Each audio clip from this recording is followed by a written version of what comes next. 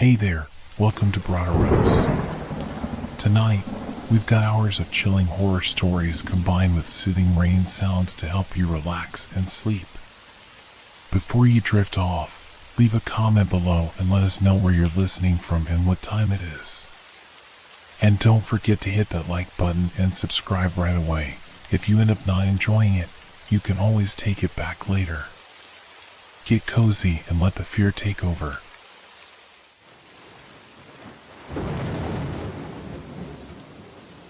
Reality shift. Have you ever woken up and felt that something was off? That's how it all began for me. My name is Alex Mercer, and I'm about to tell you a story that will make you question everything you know about reality. It's a tale of terror, confusion, and the gradual unraveling of my sanity. I swear to you, every word of this is true, though I wish it weren't. It was a Tuesday night when it first happened.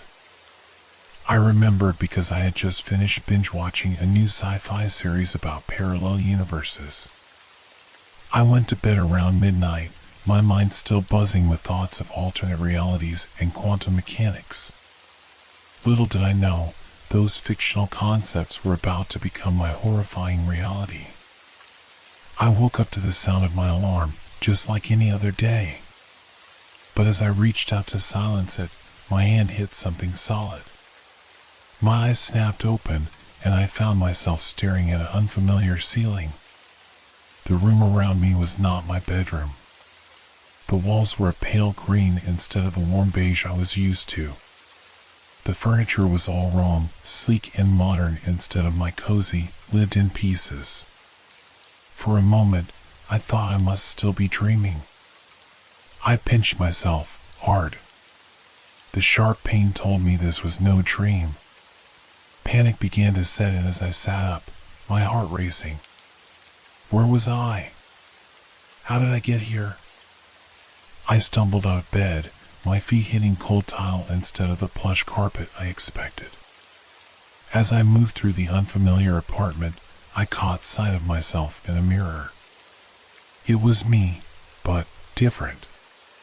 My hair was shorter, styled in a way I'd never worn it. There was a small scar on my chin that I couldn't remember getting. With trembling hands, I picked up a phone on the nightstand.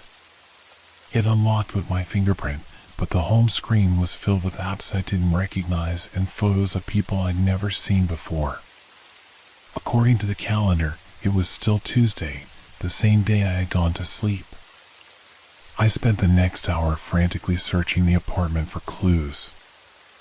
I found a wallet with my driver's license inside, but the address listed was for this strange place. There were bills and letters addressed to me here. Everything pointed to this being my home, but I knew with absolute certainty that I had never seen it before in my life. As the initial shock began to wear off, a cold, creeping fear took its place. What was happening to me? Had I lost my mind? Or had I somehow slipped into an alternate reality, like in the show I'd been watching? I tried to calm myself, to think rationally. There had to be a logical explanation for all this. Maybe I was having some kind of psychotic break. Or maybe this was an elaborate prank, though I couldn't imagine who would go to such lengths to trick me. I decided to play along, to pretend this was my life until I could figure out what was going on. I found clothes that fit me in the closet and got dressed for work.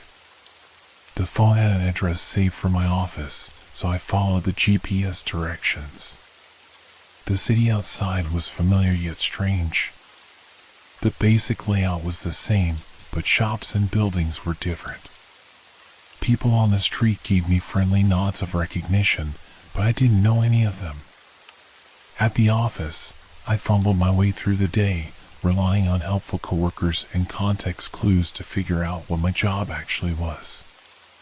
It seemed I was some kind of marketing executive, a far cry from my real job as a high school teacher. By the time I returned to the unfamiliar apartment that evening, I was exhausted and terrified. I kept expecting to wake up, to find this had all been some vivid, bizarre dream. But as I lay down in the strange bed, I knew deep in my bones that whatever was happening to me was all too real. I closed my eyes, praying that when I opened them again, I'd be back in my own reality. Little did I know, this was only the beginning of my nightmare.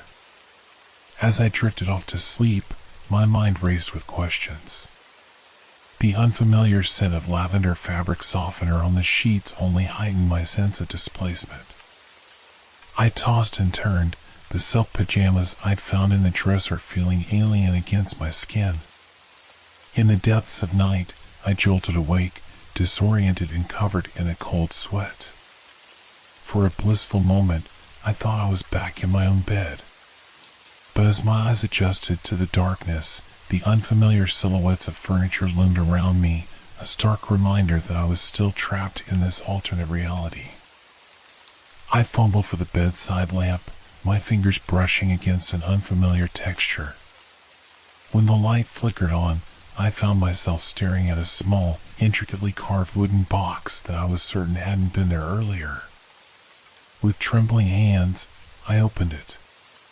Inside was a single black feather and a note written in what appeared to be my own handwriting, "Remember the crow." My breath caught in my throat. What did it mean?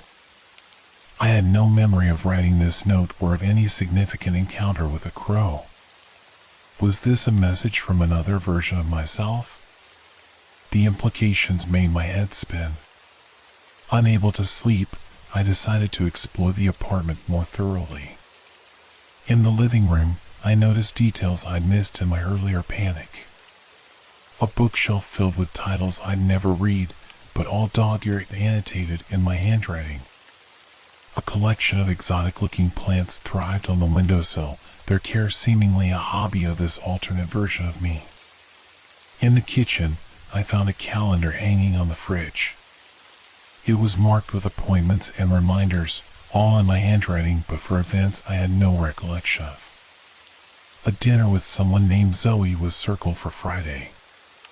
A doctor's appointment with an unfamiliar name was scheduled for next week. Each mark on the calendar felt like a glimpse into a life that was mine but not mine. As I made myself a cup of tea, finding the kettle and cups through sheer muscle memory despite the unfamiliar kitchen, I caught my reflection in the window. The face looking back at me was undoubtedly mine, but with subtle differences.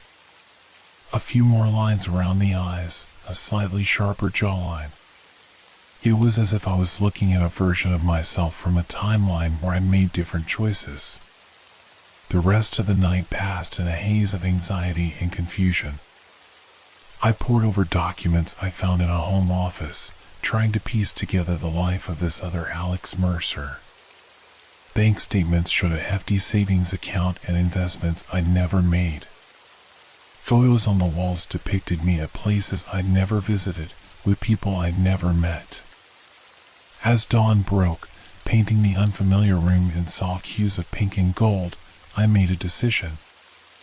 I would document everything, keeping a detailed journal of my experiences. If I was indeed shifting between realities, I needed some way to keep track, to maintain my sanity. I found a leather-bound notebook in the desk drawer and began to write, detailing everything that had happened since I first woke up in this strange place. As I wrote, a chill ran down my spine. What if I woke up somewhere else tomorrow? Would I remember any of this? With shaking hands, I tore out the pages I'd written and folded them carefully, tucking them into my wallet.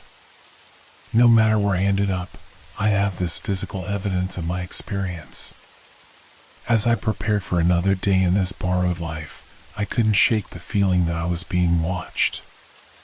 Every mirror seemed to hold secrets, every shadow a potential threat. The ordinary sounds of the apartment, the hum of the refrigerator, the ticking of a clock, took on an ominous quality. I left for work, stepping out into a world that was familiar yet foreign. The morning commute was a surreal experience. I recognized the general layout of the city, but billboards advertised products I'd never heard of, and construction projects reshaped the skyline in unexpected ways. At the office, I struggled to maintain a facade of normality. Colleagues chatted about ongoing projects and inside jokes that meant nothing to me. I nodded and smiled, all the while feeling like an imposter in my own skin. Midway through the morning, a woman I didn't recognize stepped into my office, closing the door behind her. "Alex," she said, her voice low and urgent, "did you get my message about the crow?" My blood ran cold.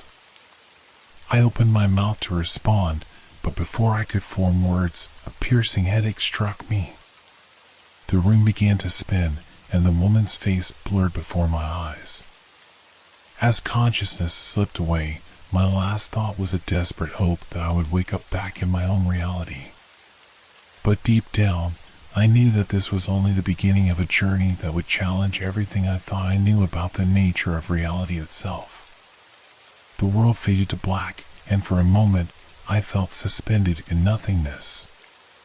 Then, with a jolt, I regained consciousness. I was slumped over my desk, the woman who had mentioned the crow nowhere to be seen. Had I imagined her? The pounding in my head suggested otherwise. I glanced at the clock on my computer screen. Only 2 minutes had passed since I last checked the time. It felt impossible. The encounter with the mysterious woman seemed to have lasted much longer. As I tried to gather my thoughts, I noticed a small black feather on my desk that hadn't been there before. My heart raced as I reached for it, but just as my fingers were about to touch it, my assistant knocked on the door, startling me. When I looked back, the feather was gone.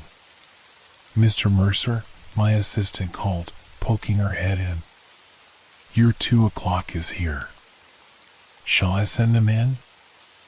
I nodded, trying to maintain my composure. "Yes, thank you," I managed to say, my voice sounding strange to my own ears. The rest of the day passed in a blur of meetings and phone calls. I fumbled through conversations about marketing strategies and client proposals, relying heavily on the notes left by this reality's version of me. Every so often, I'd catch a glimpse of something dark flitting at the edge of my vision, but when I turned to look, there was never anything there.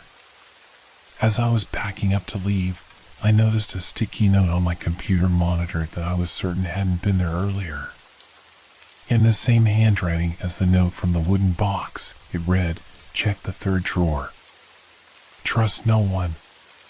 My hands trembled as I opened the drawer, finding a small USB drive hidden beneath a stack of papers. On my way home, paranoia set in. Every person I passed on the street seemed to be watching me. A man in a black coat appeared to be following me, always staying just far enough behind to maintain plausible deniability. When I turned a corner and hurried my pace, I lost sight of him, but the feeling of being observed remained. Back in the apartment, I locked the door and drew the curtains before plugging the USB drive into my laptop. It contained a single video file. With a deep breath, I clicked play. The screen showed me, or rather, this reality's version of me, sitting in the same room I was in now. The timestamp indicated it had been recorded just 2 days ago. "Alex," my doppelganger began, his eyes darting nervously off camera, "if you're watching this, it means it's happening to you too. The shifts, the changes, they're real. You're not going crazy." He paused, running a hand through his hair, a nervous habit we apparently shared across realities. "Listen carefully," he continued, leaning closer to the camera. "Each reality you wake up in will be more dangerous than the last. They're looking for you, for us. I don't know who they are or what they want, but they're getting closer. The crow is a warning. If you see it, run. Don't trust anyone, not even people who claim to be trying to help you. And whatever you do, don't." The video cut off abruptly, leaving me staring at a black screen, my reflection pale and frightened in the darkness. Questions flooded my mind. Who was looking for me? What did they want? And what was the significance of the crow? I replayed the video several times, scrutinizing every word and gesture, but found no additional clues. As night fell, I found myself jumping at every sound, the creaking of pipes, the distant siren of an ambulance, the rustle of leaves outside my window. Sleep seemed impossible, but I knew I needed to rest if I was going to face whatever challenges the next day might bring. I double-checked all the locks, then pushed a heavy bookcase in front of the door for good measure. In the bedroom, I placed a chair under the doorknob and kept a heavy flashlight by the bed as an improvised weapon. As I lay in the unfamiliar bed, staring at the shadows on the ceiling, a terrifying thought occurred to me. What if I fell asleep and woke up in an even stranger, more dangerous reality? What if each night's sleep brought me closer to some unimaginable horror? I must have dozed off at some point because I found myself in a vivid dream. I was running through an endless maze of mirrors, each reflection showing a slightly different version of myself. Behind me, I could hear the beating of large wings and the ominous call of a crow. Just as the sound grew overwhelmingly close, I woke with a start. Sunlight was streaming through the curtains. For a moment, I felt a wave of relief. I was still in the same room. But as I sat up, my eyes fell on the bedside table. There, next to the lamp, sat the wooden box that had been in my bedroom the night before. Only now, it was open. Inside, instead of a feather, there was a small, antique-looking key and a note. With trembling fingers, I unfolded the paper. In the same handwriting as before, it simply said, "Find the door. You have until sunset." As I stared at the cryptic message, a shadow passed by my window, too large to be a normal bird. My throat went dry as I realized that my nightmare was far from over. In fact, it seemed that the real terror was only just beginning. I clutched the key in my hand, its cold metal biting into my palm. The weight of it felt significant, as if it held more than just the power to unlock a door. It felt like it could unlock the mysteries surrounding my predicament. Glancing at my phone, I saw it was just past 7 a.m. Sunset wouldn't be until around 8 p.m., giving me roughly 13 hours to find the door. But what door? And what would happen if I didn't find it by sunset? I forced myself to take slow, deep breaths, fighting back the panic that threatened to overwhelm me. I needed to approach this methodically. First things first, I had to learn more about this new reality I found myself in. As I got dressed, I noticed subtle changes in my appearance. A small tattoo on my left wrist, an intricate design of intertwining circles that I was certain I didn't have before. My hair was slightly longer, and when I smiled at my reflection, I noticed a small gap between my front teeth that hadn't been there yesterday. I began to search the apartment systematically, looking for any clue that might lead me to the mysterious door. In the living room, I found a bookshelf filled with titles on quantum physics, parallel universes, and esoteric philosophies. One book, The Doors of Perception by Aldous Huxley, was pulled out slightly. When I opened it, a photograph fell out, a picture of me standing in front of an old, ornate door. On the back, written in my handwriting, the first gate. Remember the sequence. My head spun with questions. What sequence? Was this the door I was meant to find? I pocketed the photo and continued my search. In the kitchen, I found a calendar on the fridge, similar to the one from yesterday but with different appointments. One entry caught my eye, meet Dr. Evelyn Shaw, 10 a.m. scheduled for today. The name rang a bell. Wasn't she the doctor mentioned in the previous realities calendar? I decided to keep the appointment. It was my only lead, and with the clock ticking, I couldn't afford to ignore any potential sources of information. As I left the apartment, I felt exposed and vulnerable. The city seemed different again, subtle changes in architecture, unfamiliar storefronts, and a general atmosphere that felt slightly off. People on the street gave me odd looks, as if they could sense I didn't belong. I hailed a taxi, giving the driver the address I found for Dr. Shaw's office. As we drove, I noticed a sleek black car that seemed to be following us. My pulse quickened. Was I being paranoid, or were they, whoever my doppelganger had warned me about, already on my trail? The taxi dropped me off in front of a nondescript office building. As I paid the fare, I saw the black car park across the street. A man in a dark suit stepped out, his eyes hidden behind sunglasses. He didn't approach, but I could feel his gaze on me as I hurried into the building. Dr. Shaw's office was on the 13th floor, a detail that didn't help my growing sense of unease. The elevator ride felt interminable, each floor bringing me closer to, what? Answers? More questions? Or something far worse? When the doors finally opened, I found myself in a dimly lit corridor. At the end of the hall was a door with a frosted glass window. Etched on the glass were the words Dr. Evelyn Shaw, quantum psychologist. I hesitated for a moment, my hand on the doorknob. This could be a trap. But what choice did I have? With a deep breath, I turned the handle and stepped inside. The office was unlike any doctor's office I'd ever seen.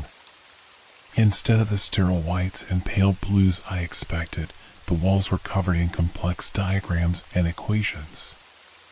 A large, circular device that looked like a cross between a clock and a star chart dominated one wall. And there, sitting behind a desk cluttered with strange instruments and stacks of papers, was Dr. Evelyn Shaw. She looked to be in her late 50s, with steel gray hair and piercing blue eyes that seemed to look right through me. "Alex Mercer," she said, her voice carrying a hint of an accent I couldn't quite place. "I've been expecting you. Though I must admit, I'm not entirely sure which version of you I'm speaking to right now." I froze, my heart pounding.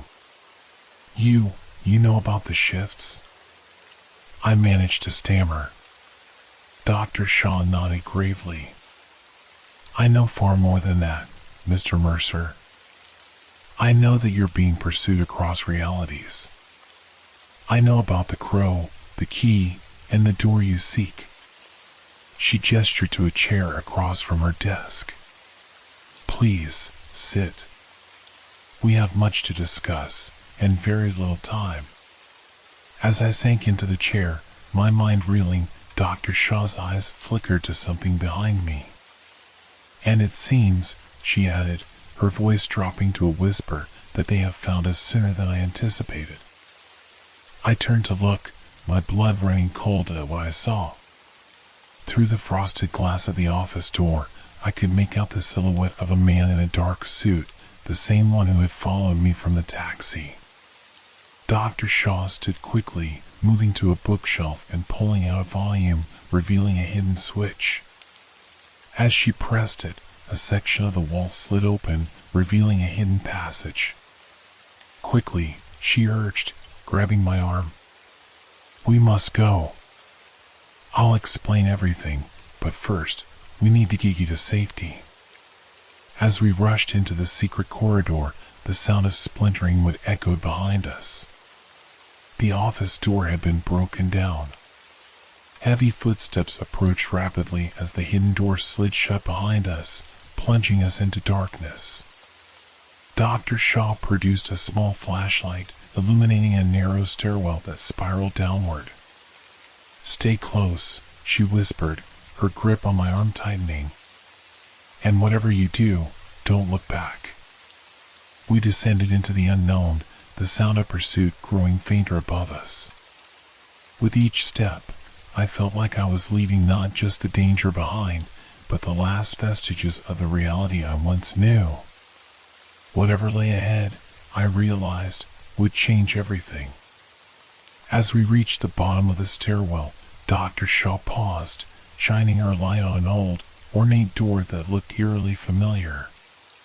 With a jolt, I realized it was the same door from the photograph I had found earlier. "The first gate," Dr. Shaw said, her voice barely above a whisper. She turned to me, her eyes intense in the dim light. "Are you ready, Alex? Once we go through, there's no turning back." I swallowed hard, feeling the weight of the key in my pocket. Whatever lay beyond that door, I knew I had no choice but to face it. With a nod, I stepped forward, ready to unlock the next chapter of my increasingly surreal journey. I pulled the antique key from my pocket, its intricate design catching the beam of Dr. Shaw's flashlight. As I inserted it into the lock, I felt a strange vibration, as if the key itself was alive. With a deep breath, I turned it. The mechanism clicked, and the door swung open with an ominous creak. Beyond lay not a room, but a swirling vortex of colors and shapes that defied description. It was beautiful and terrifying all at once, like staring into the heart of a kaleidoscopic hurricane. "We must hurry," Dr. Shaw urged, her eyes darting nervously back up the stairwell. "They'll find a way through soon." Taking her hand, we stepped through the doorway together. The moment we crossed the threshold, I felt a sickening lurch, as if the floor had dropped out from under me. Colors swirled around us, and I had the disorienting sensation of falling and floating simultaneously. Just as I thought I couldn't take any more, we landed hard on solid ground. I gasped, sucking in air and fighting the urge to vomit. When my vision cleared, I found we were in what appeared to be an abandoned subway station, but one unlike any I'd ever seen. The walls were covered in strange, glowing symbols that seemed to shift and change while I wasn't looking directly at them. The air was thick with an odd, metallic scent, and in the distance, I could hear what sounded like the muffled roar of an impossibly large crowd. Dr. Shaw helped me to my feet, her face etched with concern. "Are you all right, Alex? The first jump is always the hardest." I nodded weakly, still trying to gather my bearings. "Where are we? What was that door?" "That was a quantum gateway," she explained, leading me towards a dimly lit tunnel. One of many scattered across the multiverse. They allow travel between realities, but using them is risky. Especially for someone like you. "Someone like me?" I echoed, confusion and fear battling for dominance in my mind. Dr. Shaw sighed, her pace quickening as we moved deeper into the tunnel. "You're what we call a shifter, Alex. A rare individual with the ability to move between realities. But your power is raw, uncontrolled. Each time you sleep, you've been unconsciously jumping to a new reality. And that's attracted some unwanted attention." As if on cue, a distant sound echoed through the tunnel, something between a screech and a howl that made the hairs on the back of my neck stand up. "What was that?" I whispered, my voice trembling. "Hunters," Dr. Shaw replied grimly. "Entities that exist between realities. They feed on shifters like you, consuming their ability to traverse the multiverse. They're what's been chasing you, using agents in each reality to track you down." My mind reeled with this new information. "But why me? Why now?" "Your ability has only recently awakened," she explained as we reached a junction in the tunnel. "Possibly triggered by some traumatic event or near-death experience in your original reality. Do you remember anything like that?" I racked my brain, trying to think back to before this nightmare began. A memory surfaced, A car accident, screeching tires, the world spinning. I had walked away without a scratch, thinking myself impossibly lucky. There was an accident, I murmured. I should have died, but... Dr. Shaw nodded. That was likely the catalyst. Now, we need to teach you to control your ability before the hunters catch up to us. But first, we need to find somewhere safe. She paused at the junction, studying the glowing symbols on the walls. After a moment, she pointed to the right tunnel. This way. If I'm reading these sigils correctly, this should lead us to a safe house. As we hurried down the chosen path, the distant sounds of pursuit grew louder. The screeching was joined by the echo of heavy footsteps and what sounded like metal scraping against stone. Dr. Shaw, I panted as we ran, you said something about a sequence earlier. What did you mean? She glanced back at me, her expression grim. The quantum gateways aren't just doors, Alex. They're part of a vast, multidimensional maze. Each shifter has a unique sequence of realities they can safely traverse. Deviate from that sequence, and the results can be catastrophic. A chill ran down my spine. And you know my sequence? Not exactly, she admitted. But I've been studying shifters for years. I can help you discover it. That's why it's crucial we reach the safe house. There, we can begin your training. Suddenly, the tunnel ahead of us lit up with an eerie, pulsing light. Dr. Shaw skidded to a halt, throwing out an arm to stop me. No, she whispered, her face pale. They've found us. From around the corner emerged a figure that defied description. It was vaguely humanoid, but its form seemed to shift and distort as if it couldn't quite decide what shape to take. Where its face should have been was a swirling vortex of darkness. Run!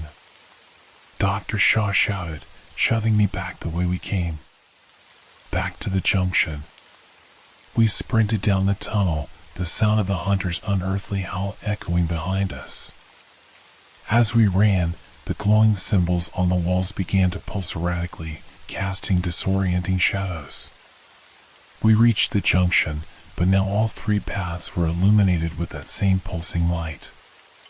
We were surrounded. Dr. Shaw spun around, her eyes wild with fear and determination. Alex, listen to me carefully, she said, her voice urgent. I'm going to create a diversion. When I do, you need to focus on the key in your pocket. Visualize a door, any door that feels significant to you, and pour all your energy into that image. But I don't know how, I started to protest. You can do this, she interrupted. You have the power within you. Trust your instincts, find your sequence. It's the only way. Before I could argue further, she pulled a small device from her pocket, something that looked like a cross between a tuning fork and a Tesla coil. With a flick of her wrist, it began to emit a high-pitched whine that made my teeth ache. The pulsing lights in the tunnels flickered, and I heard the hunter shriek in what sounded like pain or confusion. Dr. Shaw looked at me one last time, her eyes filled with a mixture of fear and hope. Go, Alex. Find your path. As she ran down one of the tunnels, drawing the attention of our pursuers, I closed my eyes and clutched the key tightly. I thought of doors, the door to my childhood home, the door to my first apartment, the door to the classroom where I taught. In my mind, they all began to blur together, merging into a single, perfect door. I felt a surge of energy course through my body, starting from where I gripped the key and spreading to every extremity. When I opened my eyes, I saw a shimmering outline in the air before me, the shape of a door hovering in empty space. Without hesitation, I stepped forward and turned the ghostly handle. As I stepped through, I heard one final, bone-chilling shriek from the hunters. Then, once again, I was falling through a vortex of impossible colors and sensations. When the world reformed around me, I found myself standing in a sun-drenched field, a gentle breeze rustling through tall grass. In the distance, I could see a small farmhouse. As I took a step towards it, I felt something in my hand. Looking down, I saw I was clutching a small, leather-bound notebook that I was certain I hadn't been holding before. On its cover, in gold leaf, was a single word, sequence. With trembling fingers, I opened it, revealing pages filled with strings of numbers and cryptic symbols. Somehow, I knew this was the key to my journey through the multiverse, and my only hope of evading the hunters and finding my way back home. As the sun began to set over the peaceful field, casting long shadows across the land, I couldn't shake the feeling that this moment of tranquility was merely the eye of the storm. Whatever challenges lay ahead, I knew one thing for certain: my journey through the realities was far from over. The sun was sinking lower on the horizon, painting the sky in brilliant hues of orange and pink. I stood in the field, the leather-bound notebook clutched tightly in my hand, staring at the distant farmhouse.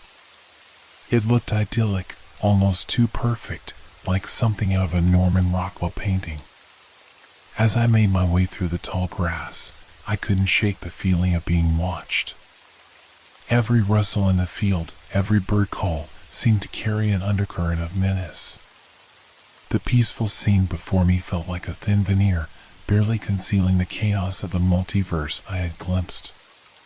Reaching the worn wooden fence that surrounded the farmhouse, I paused. The notebook in my hand seemed to pulse with an energy of its own. I opened it again, studying the cryptic symbols and numbers. They seemed to shift and change as I looked at them, rearranging themselves in patterns I could almost understand. One sequence stood out: 3 to 7, 2 to 9, 13. As I committed the numbers to memory, I heard the creak of a door opening. Looking up, I saw an elderly woman standing on the farmhouse porch, watching me with a mixture of curiosity and weariness.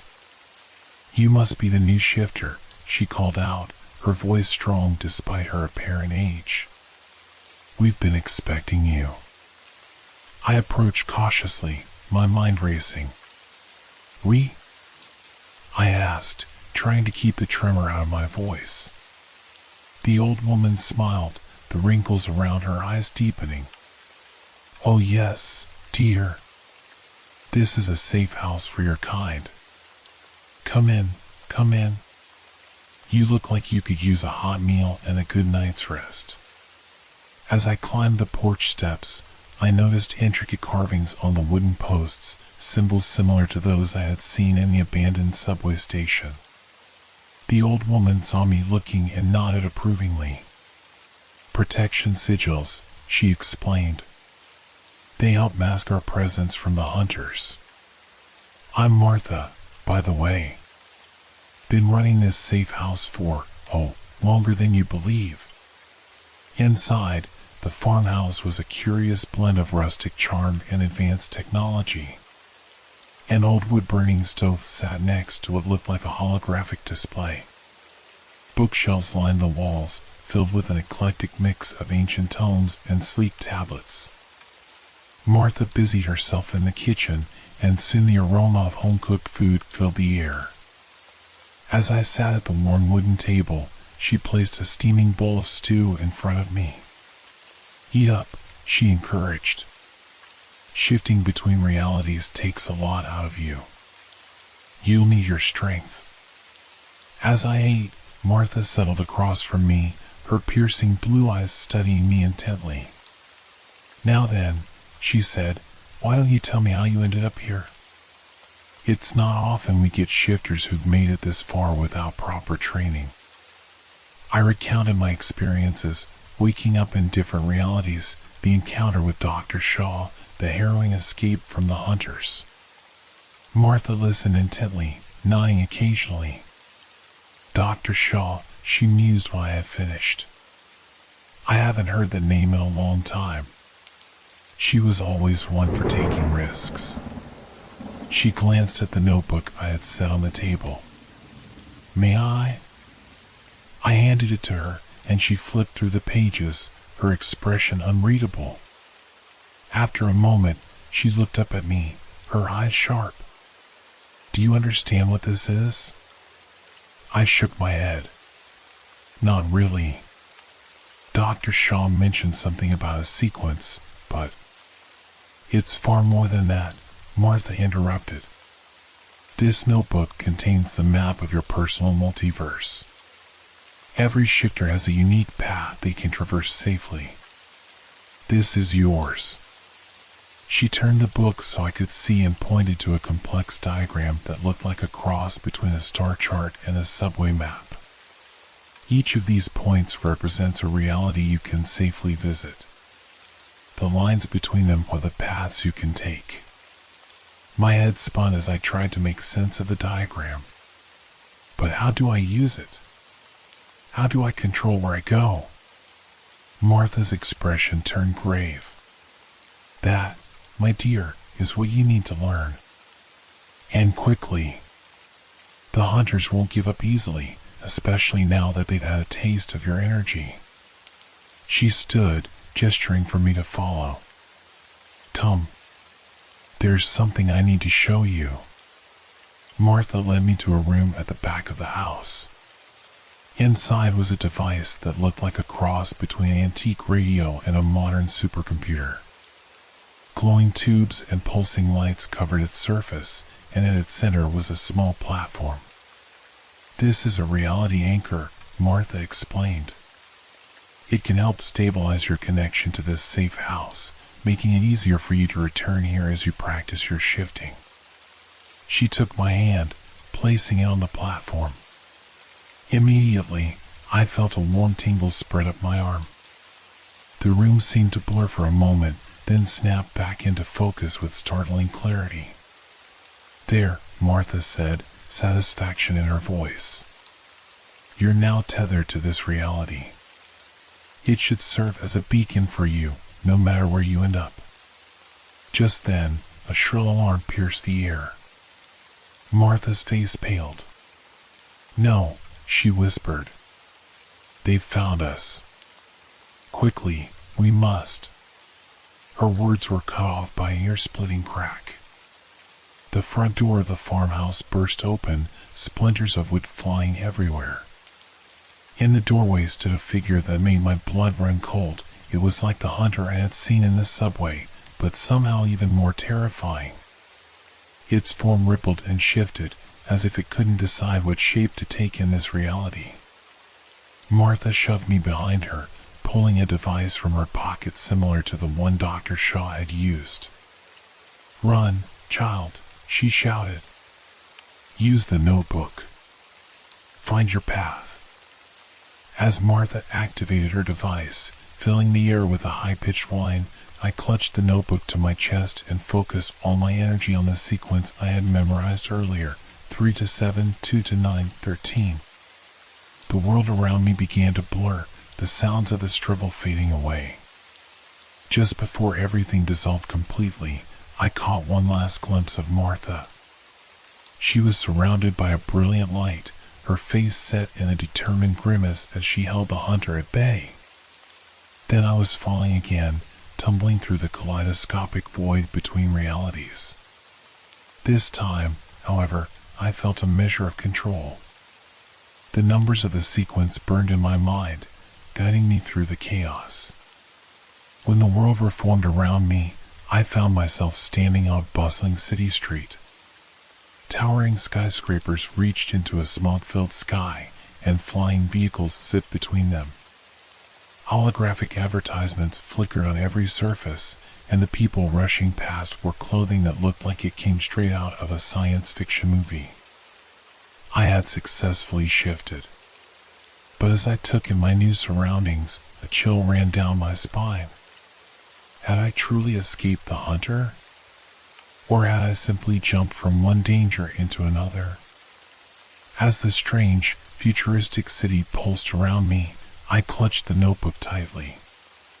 Whatever this new reality held, I knew one thing for certain. I was one step further along my sequence, one step closer to unraveling the mystery of my newfound power, and one step closer to finding my way back home. The cacophony of the futuristic city assaulted my senses. Hover cars whizzed overhead, their engines emitting a high-pitched whine. The air was thick with the scent of ozone and something artificial I couldn't quite place. Holographic advertisements flickered and danced, casting ever-changing shadows on the faces of passers-by. I stood on the sidewalk, trying to get my bearings. People rushed past me, most wearing sleek, form-fitting clothing with glowing accents. Many had visible cybernetic enhancements, gleaming metal arms, eyes that glowed with an unnatural light, even what looked like data ports embedded in their temples. As I fumbled with the notebook, trying to make sense of where I had landed in my sequence, I felt a hand on my shoulder. Startled, I spun around to find myself face to face with a woman whose eyes swirled with iridescent colors. "You look lost, traveler," she said, her voice carrying an odd, electronic undertone. "New to Neo Tokyo?" I nodded, not trusting myself to speak. "Neo Tokyo? How far into the future, or into an alternate timeline, had I jumped?" The woman's lips curved into a smile that didn't quite reach her swirling eyes. "Follow me. The streets aren't safe for out-of-towners after dark." Before I could protest, she had taken my arm and was guiding me through the crowded streets. We ducked into narrow alleys between towering skyscrapers, the neon lights casting everything in an eerie, shifting glow. "I'm Zara," the woman said as we walked. "And you're a shifter, aren't you? I can smell the void on you." I tensed, ready to run, but Zara's grip on my arm tightened. "Relax," she said. "I'm not going to hurt you. In fact, I'm here to help." We emerged from an alley into a small courtyard. In the center stood a building that looked ancient compared to its surroundings, a traditional Japanese temple, its wooden structure a stark contrast to the gleaming metal and glass of the city. Zara led me inside. The interior was dimly lit by paper lanterns, and the air was heavy with incense.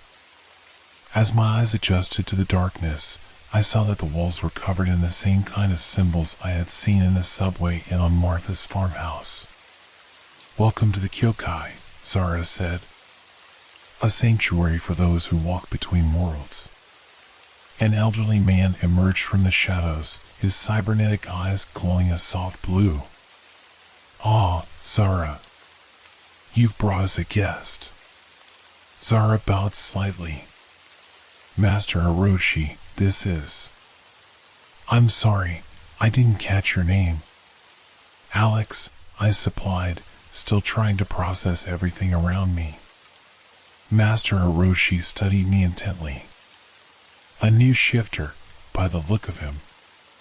And one who's been running from the hunters, if I'm not mistaken." I nodded, a lump forming in my throat. "How did you know?" The old man chuckled. "My boy, when you've been in this game as long as I have, you learn to recognize the signs. Come, sit. We have much to discuss." As we settled around a low table, Zara produced a pot of tea seemingly out of nowhere.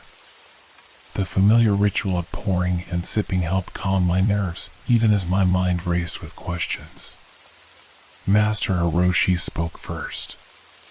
"Tell me, Alex, how much do you understand about your ability? About the nature of the multiverse?" I recounted my experiences, the initial shifts, meeting Dr. Shaw, the farmhouse, and Martha's last stand against the hunter. As I spoke, I noticed Zara and Master Hiroshi exchanging significant looks. When I finished, Master Hiroshi sighed deeply. "You've been thrust into a dangerous world with little preparation, Alex. but perhaps that's for the best. Sometimes, the most powerful shifters are forged in the fires of adversity. He held out his hand, and I passed him the notebook. As he flipped through it, his cybernetic eyes whirred and clicked as if scanning each page. "This is remarkable," he murmured. "Your sequence, it's unlike anything I've seen before. The realities you can access, they could change everything." A chill ran down my spine. "What do you mean?" Master Hiroshi closed the notebook carefully. "There's a war raging across the multiverse, Alex. A war between those who would preserve the boundaries between realities and those who would tear them down for their own gain." Zara leaned forward, her swirling eyes intense. "The hunters you've encountered? They're just foot soldiers. Pawns in a much larger game. But who's controlling them?" I asked. "And what do they want with me?" Master Hiroshi's expression grew grave. "We don't know for certain, but we believe they're working for an entity we call the Void Architect. A being of immense power that exists outside of normal reality. It seeks to reshape the multiverse in its own image, to break down the walls between worlds and create something else. Something unnatural and terrifying." I felt a cold knot of fear in my stomach.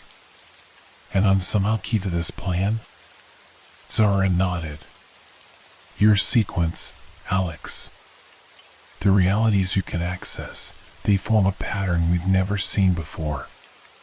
In the right hands, that knowledge could be used to stabilize the multiverse. In the wrong hands, it could tear everything apart," I finished, the weight of this revelation settling heavily on me. Master Hiroshi reached out, placing a gnarled hand on my arm.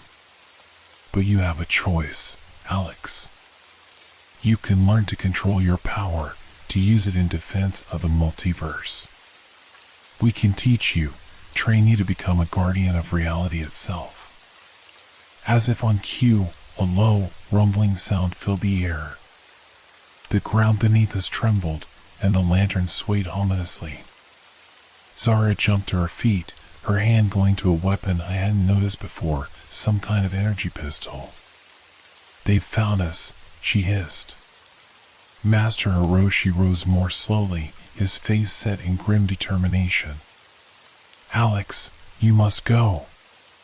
Continue your sequence. The next jump should take you somewhere safe, somewhere you can begin your training in earnest." "But what about you?" I protested. "I can't just leave you to face them." The old man smiled sadly. "My boy, we've been fighting this war for longer than you can imagine. We'll hold them off. Your journey is just beginning, and it's far too important to risk here." Zara pressed something into my hand, a small, metallic disc with glowing circuits etched into its surface. "A quantum stabilizer," she explained quickly. "It'll help you control your jumps, make them smoother. Now go." As the rumbling grew louder and the first sounds of combat reached us from outside, I clutched the notebook and the stabilizer. Focusing on the next number in my sequence, 2, I felt the familiar sensation of reality dissolving around me. The last thing I saw before the world blurred away was Master Hiroshi and Zara standing back to back, weapons ready, as the door to the sanctuary burst open. Then I was falling again, tumbling through the void between worlds. But this time, with the stabilizer clutched in my hand, the journey felt different. More controlled. More purposeful. As a new reality began to coalesce around me, I steeled myself for whatever challenges lay ahead. I had been given a glimpse of the larger conflict I was now a part of, and the enormity of it was staggering. But I also felt a spark of determination growing within me. Whatever the Void Architect was, whatever plans it had for me and for the multiverse, I knew one thing for certain: I would not be a pawn in its game. I would learn, I would grow stronger, and I would fight to protect the very fabric of reality itself. The world snapped into focus, and I found myself standing on a windswept cliff overlooking a vast, turbulent ocean. In the distance, I could see a lighthouse, its beam cutting through a heavy fog. As I took my first steps in this new reality, I couldn't shake the feeling that I was walking into the eye of a storm, one that spanned not just this world, but countless others across the multiverse. The wind whipped around me, carrying the taste of salt and the distant cry of seagulls.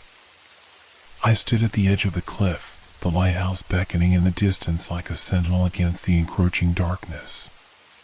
The stabilizer Zara had given me hummed gently in my pocket, a comforting reminder that I wasn't entirely alone in this strange new world.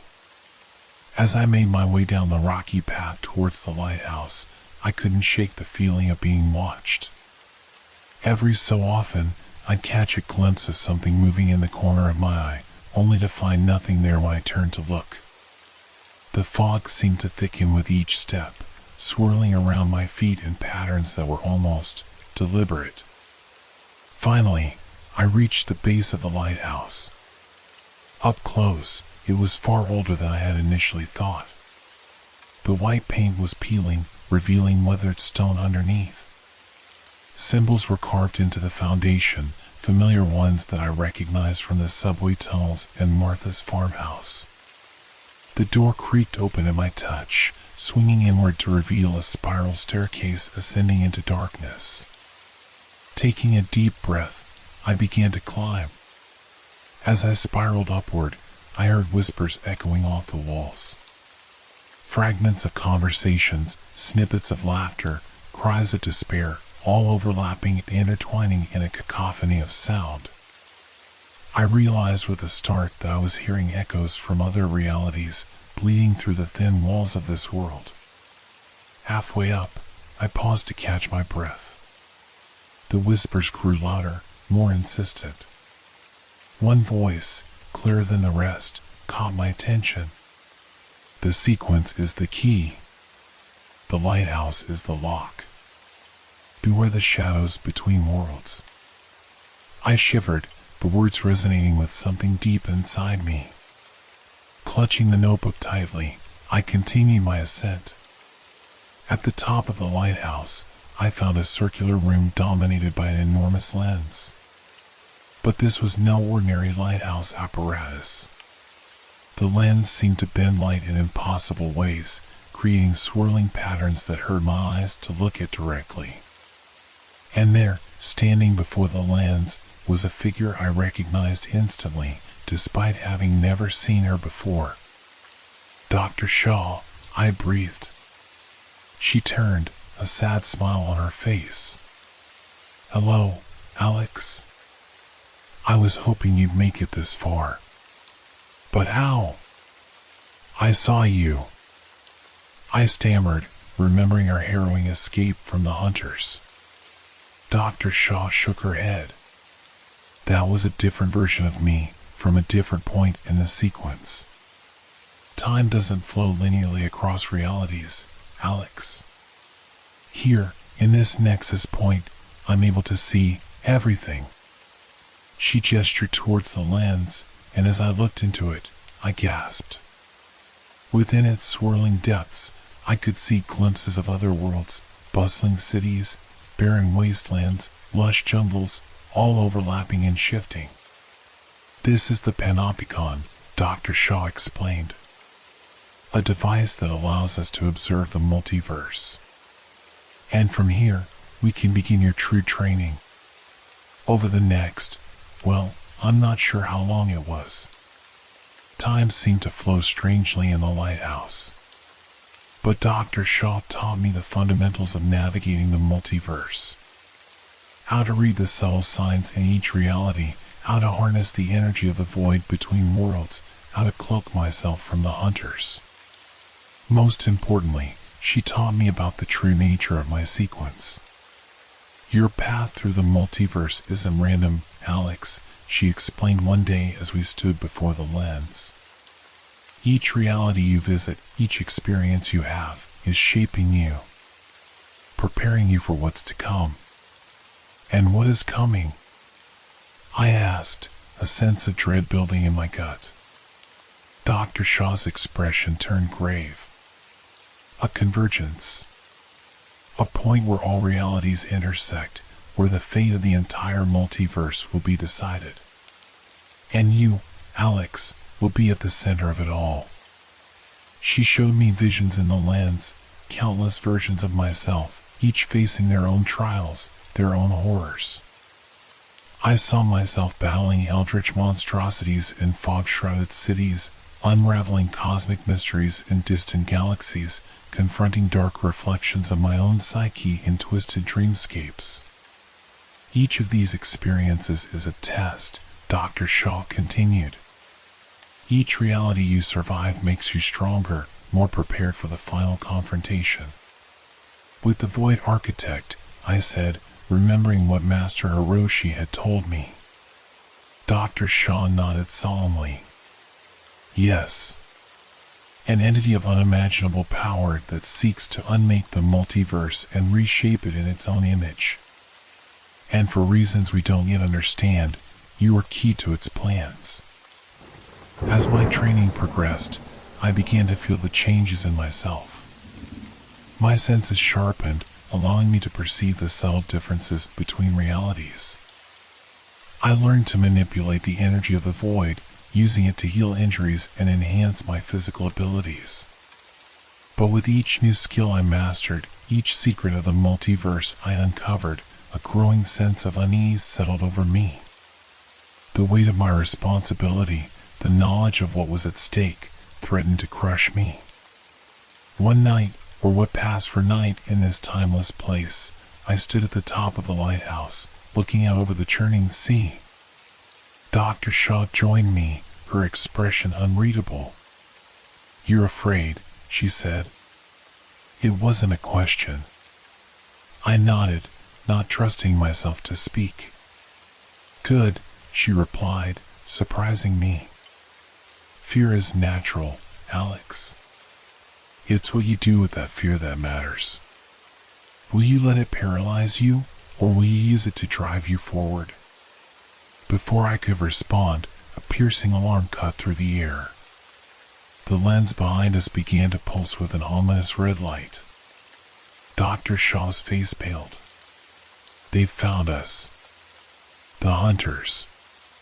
They're breaching the barriers between worlds." As if in response to her words, the air around us began to ripple and distort. Dark, writhing shapes emerged from the shadows, their forms twisting in ways that defied logic and sanity. Dr. Shaw gripped my shoulders, her eyes boring into mine. "Alex, listen to me. You have to go. Now. Continue your sequence. What you've learned here will help you, but there's still so much more you need to experience before you're ready for the convergence." "But what about you?" I protested, even as I felt the familiar pull of an impending shift. She smiled sadly. "My role in this story is coming to an end, Alex. But yours is just beginning. Remember what I taught you. Trust your instincts. And above all, don't let them take your humanity. That's the one thing the Void Architect can never understand, and it's your greatest weapon against it." As the hunters closed in, their unearthly shrieks filling the air, Dr. Shaw pushed me towards the lens. "Go," she shouted. "And Alex, I'm proud of you." With tears in my eyes, I focused on the next number in my sequence. The world around me began to blur, the sounds of battle fading away. The last thing I saw before reality dissolved completely was Dr. Shaw standing tall against the encroaching darkness, a blinding light emanating from her outstretched hands. Then I was falling once more through the kaleidoscopic void between worlds. But this time, I felt more in control, more prepared. As a new reality began to form around me, I steeled myself for whatever challenges lay ahead. I had learned much in the lighthouse, but I knew my journey was far from over. Whatever the Void Architect had planned, whatever role I was meant to play in the fate of the multiverse, I was determined to face it head on. As the new world solidified around me, I found myself standing in the middle of a vast desert, twin suns beating down from an alien sky. In the distance, I could see the ruins of what looked like an ancient city. Taking a deep breath of the hot, dry air, I set off towards the ruins. Whatever secrets this reality held, whatever trials awaited me, I was ready to face them. For Dr. Shaw, for all those who had helped me along the way, and for the countless lives hanging in the balance across the multiverse, I would press on. The fate of all realities rested on my shoulders, and I refused to let the weight of it break me.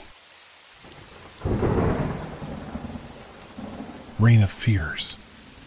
Have you ever looked out your window during a storm and felt like you weren't alone? It's a ridiculous thought, really. The rain should be comforting, a lullaby to drown out the noise of life. But that night, as I stared at the raindrops tapping against the glass, I felt a deep unease, like something was watching me through the downpour. It started subtly, almost unnoticeably. I had just returned home, drenched from a sudden downpour that had caught me on the way back from work. The weather report hadn't mentioned anything about rain, but by the time I reached my apartment, the skies had opened up as if the world itself was weeping. Inside, the silence was suffocating. I switched on the lights, took off my wet clothes, and made myself a cup of tea. Routine. Comfortable. Safe. But as I sat by the window, sipping my tea, something strange began to happen. The rain outside grew heavier, its sound no longer soothing.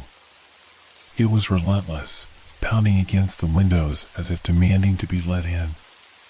That's when I saw it, something in the rain. It was quick, just a flicker of movement in the corner of my eye.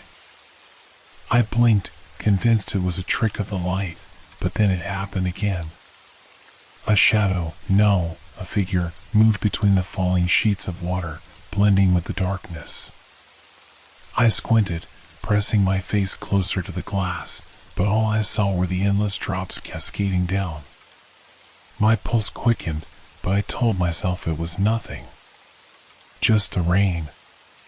Just my tired eyes playing tricks on me after a long day. Still, I couldn't shake the feeling that something was off. I turned away from the window and sank into the couch, trying to distract myself with a book. But my focus kept slipping, my mind drifting back to that fleeting figure. Every sound the rain made seemed sharper, more urgent. I couldn't relax. I stood up, restless, and went back to the window. The street outside was empty, and the only movement was the relentless downpour. Yet, as I stood there, I began to feel like I was being watched. The hairs on the back of my neck stood up, and a cold chill crept down my spine. My eyes darted across the rain-soaked street, scanning every shadow. It was then that I saw it clearly, just for a second, but unmistakable. A figure, standing perfectly still in the rain. I gasped, stepping back from the window, my heart racing. I blinked, and the figure was gone. I stood there, frozen, for what felt like minutes, staring at the spot where I had seen it. My mind raced, trying to rationalize what I had just witnessed. Was it a trick of the rain? Someone walking by, obscured by the downpour? But no, this figure wasn't moving. It had just stood there, watching. I swallowed hard, my mouth suddenly dry. Maybe I was just exhausted. Maybe I needed sleep. That's what I told myself as I forced my legs to move, stepping away from the window and heading to bed. But even under the warmth of the blankets, I couldn't shake the feeling that something was wrong. The rain continued to hammer against the windows, a constant, oppressive sound that now seemed sinister. Every drop felt like a tap on my consciousness, pulling me deeper into unease. As I lay there, I couldn't stop thinking about that figure, the way it had just stood there, hidden within the storm. Eventually, exhaustion won over fear, and I drifted into a restless sleep. But my dreams were filled with shadows, with dark figures watching from the rain, their faces obscured, but their eyes, those eyes, I could feel them even though I couldn't see them. When I woke up the next morning, the rain had stopped, but the feeling of dread lingered. I tried to brush it off, telling myself it was just a bad dream. But deep down, I knew it was more than that. Something had changed that night. Something was wrong, and I couldn't ignore it. The next day passed uneventfully. Work was the same mundane routine, and I tried to push the events of the previous night out of my mind. But when I got home and saw the dark clouds gathering again, my heart sank. I wasn't ready for another night like the last. Sure enough, as evening fell, the rain returned. This time, I closed the curtains, trying to block out the sight of the storm. But no matter how hard I tried to distract myself, I couldn't shake the feeling that something was out there, just beyond my sight. That's when I heard it, a soft, almost imperceptible tapping at the window. My heart leaped into my throat. I knew I shouldn't look. I knew it was probably just the rain. But something inside me, some terrible curiosity, forced me to walk to the window and pull back the curtain. And there it was. The figure, closer now, standing just outside, staring at me through the rain-soaked glass. I froze, unable to tear my eyes away. The figure wasn't just a blur this time. It was clearer, more defined, standing motionless in the rain, its shape barely distinguishable through the water streaking down the glass. My breath caught in my throat as I struggled to make sense of what I was seeing. He was tall, his form shrouded in darkness.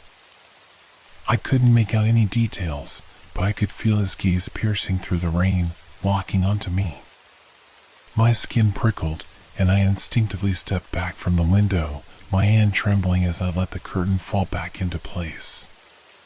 My pulse pounded in my ears as if my body was screaming at me to run, but my feet stayed glued to the floor.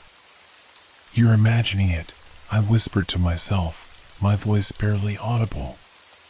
"It's just the rain, just shadows." But deep down, I didn't believe it. That thing, whatever it was real. I paced the living room, my mind racing. What was it? A person? But why would someone just stand out there in the storm, watching? I felt like I was in some kind of nightmare, one where nothing made sense and every shadow seemed alive. My apartment, once my sanctuary, now felt like a trap, every creak of the floorboards making my heart jump. I needed to clear my head. Grabbing my phone, I dialed my friend Ethan. He was always the rational one, good at talking me down from irrational fears. The phone rang 3 times before he picked up. "Hey, man. What's up?" His voice was casual, like nothing was wrong, like the world wasn't closing in on me. "Hey." "Ethan, I hesitated. How was I supposed to explain this without sounding insane? "I think someone's outside my window." There was a pause on the other end. "What do you mean, someone?" His tone shifted slightly, more serious now. "I don't know.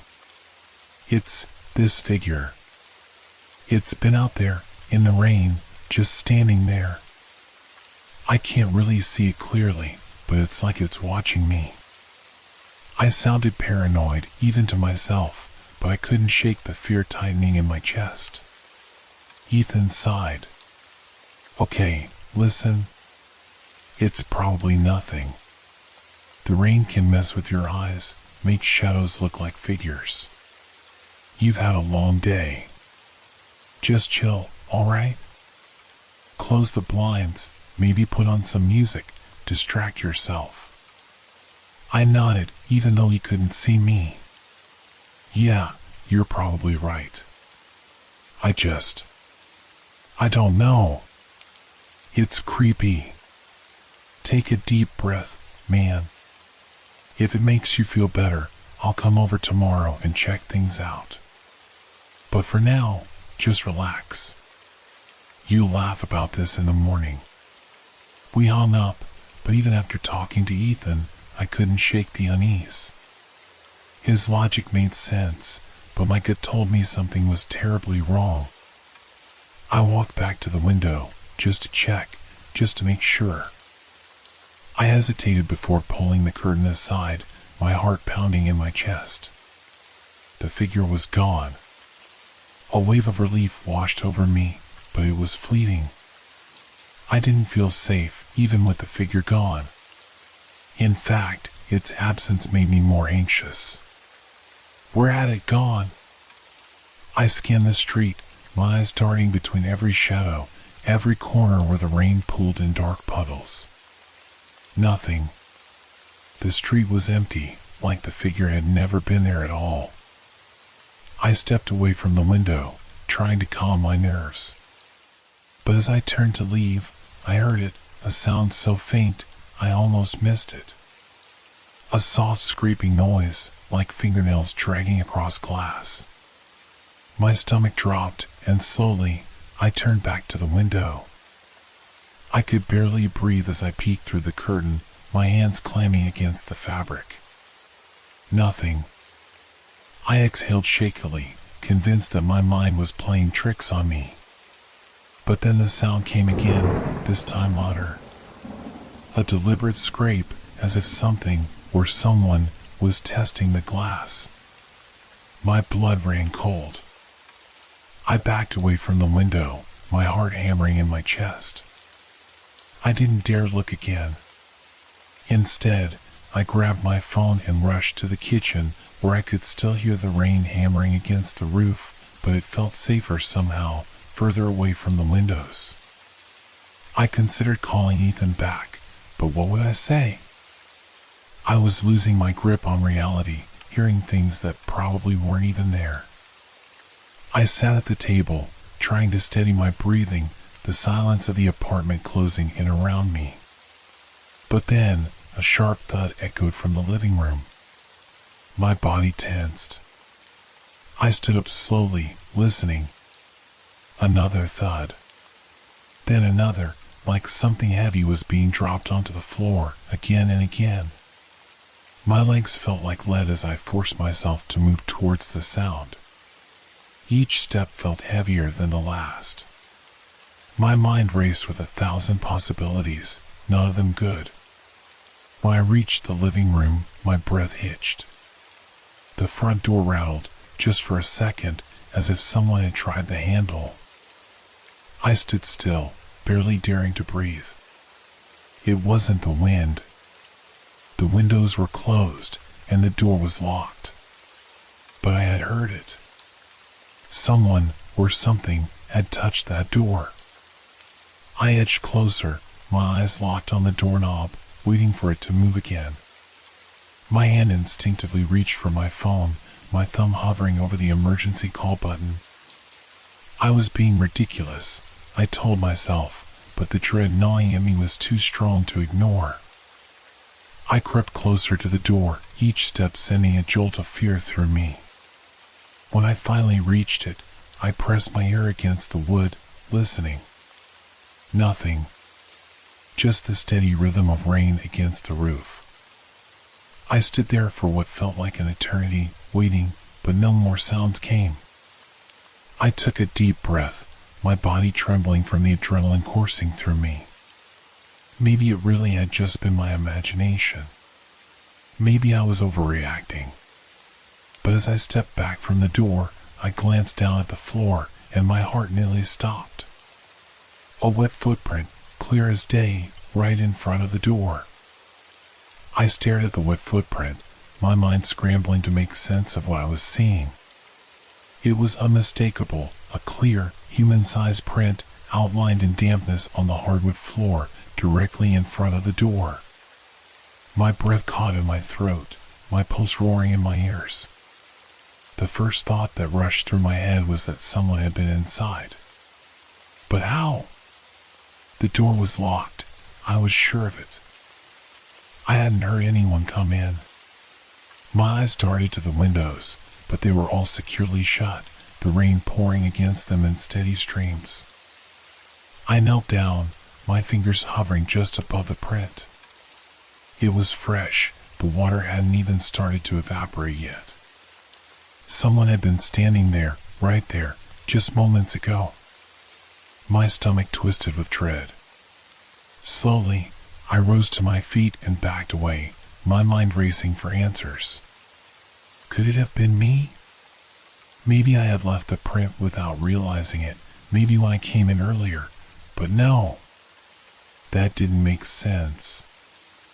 I hadn't been anywhere near the door since I locked it when I got home, and the footprint was too large, the shape too distinct. A chill ran down my spine. I glanced at the door again. The handle was still, and the lock was in place. But the presence of that footprint gnawed at me like a puzzle piece that didn't fit. How could it be there? The rain outside intensified, the wind howling as it whipped against the building. I was fully awake now, every nerve on edge. I took a deep breath, trying to think logically, to find some rational explanation. But there was none. My phone buzzed in my hand, and I nearly dropped it. The screen lit up with a message from Ethan. Ethan, you good? I've been thinking about what you said earlier. Do you want me to swing by? I stared at the message, my hands shaking. What was I supposed to say? That I was terrified of a wet footprint? That I felt like I was being hunted by something I couldn't even see clearly? My thumb hovered over the keyboard, but I couldn't bring myself to type out the words. I didn't want to sound crazy. But then, a soft noise broke the silence. It was so faint I barely registered it at first, a gentle tapping, like knuckles rapping against glass. My heart stopped. Slowly, I turned towards the window, my blood running cold. The curtains were still drawn, but I could hear it clearly now, tap, tap, tap, insistent and deliberate. Something, or someone, was knocking. I took a step back, the room suddenly feeling much smaller. My pulse quickened as the tapping continued, each knock growing louder, more urgent. For a moment, I was paralyzed, caught between the primal instinct to flee and the overwhelming curiosity to see what was making the sound. But deep down, I already knew what I would find if I pulled the curtain aside. That figure, standing there in the rain, waiting. The tapping stopped. The sudden silence was almost worse. It pressed in on me, thick and suffocating, amplifying the frantic beating of my heart. My feet moved on their own, slowly, cautiously, towards the window. My breath came in shallow gasps as my fingers closed around the edge of the curtain. I hesitated for just a second, my mind screaming at me to stop. But I pulled the curtain back. And there it was. The figure, standing mere inches from the window, so close I could almost make out the features of its face through the streaks of rain on the glass. My breath caught in my throat as I stared, my body frozen in place. It was taller than I had realized, its body shrouded in a dark, flowing cloak that seemed to melt with the night. Its face was hidden beneath a hood, casting shadows that obscured its features. But its eyes, those eyes, I could see them now, glowing faintly in the darkness, like dim embers burning in the depths of a dying fire. They weren't human. My body screamed at me to move, to run, but I was rooted to the spot, my gaze locked with the figures. Its eyes seemed to bore into me, pulling me in, drowning me in a deep, suffocating darkness. I couldn't look away. Then, without warning, the figure moved.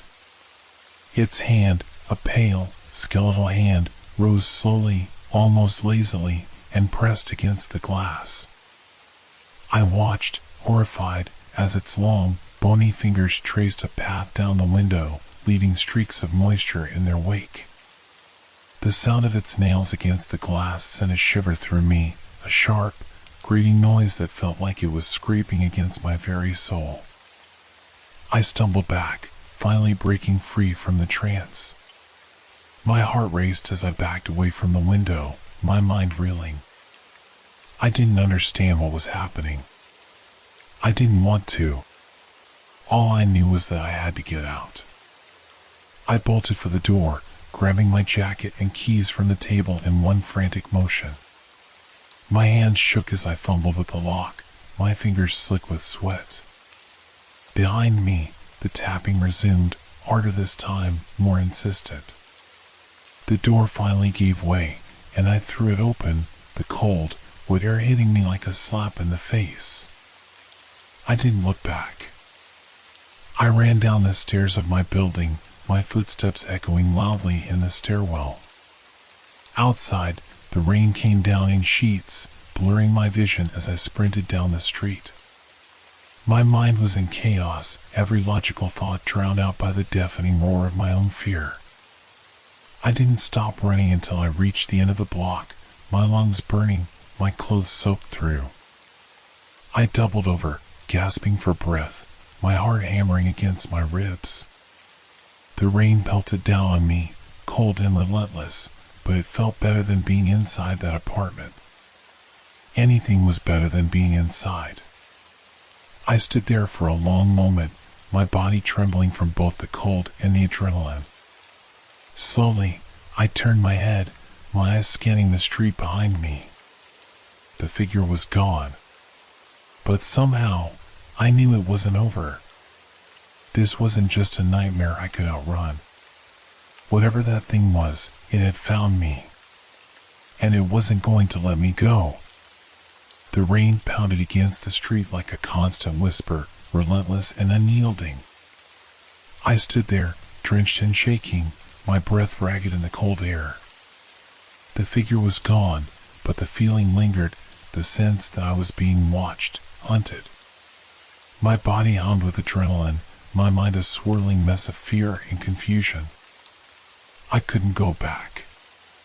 Not to the apartment. Not after what I'd seen. My mind replayed the image of that hand pressing against the glass, the bony fingers tracing their eerie patterns. What was it? A person? A ghost? Something worse? I shook my head, trying to dispel the images, but they stuck to my thoughts like wet leaves to the pavement. I needed to call someone. I pulled my phone out of my pocket, my hand shaking as I wiped the rain off the screen. My thumb hovered over Ethan's number again. I hesitated. He wouldn't believe me. He'd think I was losing it. Hell, maybe I was losing it. But I had to talk to someone. I couldn't just stand here in the rain, waiting for the thing to come back. I hit the call button. It rang once. Twice. Then Ethan picked up, his voice groggy, as if I'd woken him up. Hey, man, what's going on? It's late. I swallowed hard, trying to steady my voice. Ethan, something's wrong. It's not just shadows or my imagination. There's something out there. It was at my window again. There was a pause. I could hear him shifting in bed, his tone becoming more alert. What do you mean again? You're still seeing it? I took a deep breath, my voice barely a whisper. It was standing right outside the window. I saw its hand, this pale, bony hand. It was tapping on the glass, like it wanted to get in. Ethan's silence felt heavy, like he was trying to process what I was telling him. "Okay," he finally said, "are you sure it wasn't a trick of the light? The rain can mess with your perception, especially if you're tired. I know it feels real, but maybe your mind is playing tricks on you." "No," I snapped, louder than I intended. "It wasn't in my head, Ethan. There was a footprint inside. Wet, like someone had been standing in the apartment." "How do you explain that?" More silence. I could hear him breathing, thinking. "All right," he said slowly. "Look, stay where you are. I'll come over, okay? Just don't go back inside until I get there. I'll be there in 15. I nodded, even though he couldn't see me. "Thanks," I muttered, ending the call. My hands were still shaking, but at least Ethan was coming. I wasn't alone anymore. I looked around, taking in my surroundings. The rain continued to fall in thick sheets, the streetlights casting pale halos through the downpour. The block was deserted, the only sound the rhythmic tapping of rain on asphalt. I pulled my jacket tighter around myself, trying to ward off the chill that had seeped into my bones. My eyes darted from shadow to shadow, every flicker of movement making my heart race. The street was too exposed. I couldn't just stand here, waiting like a sitting duck. I needed to find somewhere with cover, somewhere safer. There was a small park a couple of blocks away, with a pavilion that might offer some shelter from the storm. It wasn't far, and I could still see Ethan when he arrived.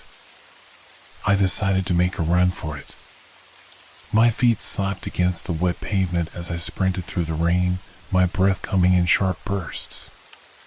The streetlights flickered as I passed under them, their light barely cutting through the darkness. I couldn't shake the feeling that something was following me, just out of sight. Every shadow seemed to move, every gust of wind felt like breath on the back of my neck. Finally, I reached the park. The pavilion stood in the center, a simple structure with a sloped roof and wooden benches underneath. I rushed toward it, grateful for the small reprieve from the relentless rain. My soaked clothes clung to my body as I collapsed onto one of the benches, my heart still racing. I wiped the water from my face, trying to steady my breathing. The park was eerily quiet, the rain muffling any other sounds. The wind had died down, leaving only the steady drumming of water against the roof. I sat there for what felt like hours, staring out into the night, waiting for Ethan's car to pull up. But as the minutes dragged on, my mind began to wander. What if Ethan couldn't help? What if he didn't even believe me? A creeping sense of dread settled over me. I wasn't sure what was worse, the idea that I was losing my grip on reality or the terrifying possibility that I wasn't. Suddenly, a flash of movement caught my eye. I jerked my head up, my heart lurching into my throat. Across the park, near the tree line, something shifted. It was faint, barely noticeable through the rain, but it was there. A dark silhouette, moving slowly, almost deliberately. I squinted, trying to make out more details, but the rain made it impossible. My mind immediately went to the figure from the window. Was it the same one? Was it following me? I stood up, my muscles tense, my eyes locked on the shape in the distance.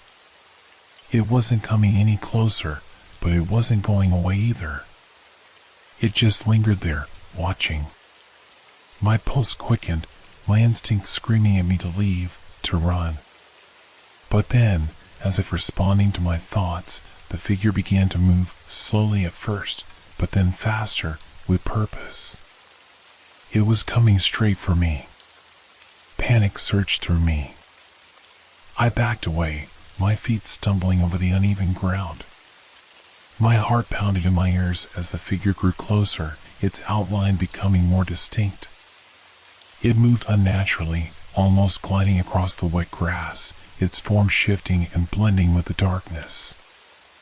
I turned and ran, my legs pumping harder than they ever had before. The pavilion disappeared behind me as I tore through the rain, my eyes darting for any sign of Ethan's car. My lungs burned, my body screaming in protest, but I didn't stop. I couldn't. I reached the edge of the park, my feet splashing through puddles as I sprinted down the street. My eyes flicked frantically toward the road, searching for headlights, for any sign of Ethan. But the street was empty. The rain poured down, blurring my vision and soaking me to the bone. I chanced to glance behind me, my heart in my throat. The figure was gone. I stumbled to a halt, gasping for air, my legs trembling beneath me. I spun around, scanning the street, the park, the buildings nearby. Nothing. No sign of the figure, no movement, just the rain and the wind and the suffocating quiet. I leaned against a lamppost, my chest heaving, trying to catch my breath.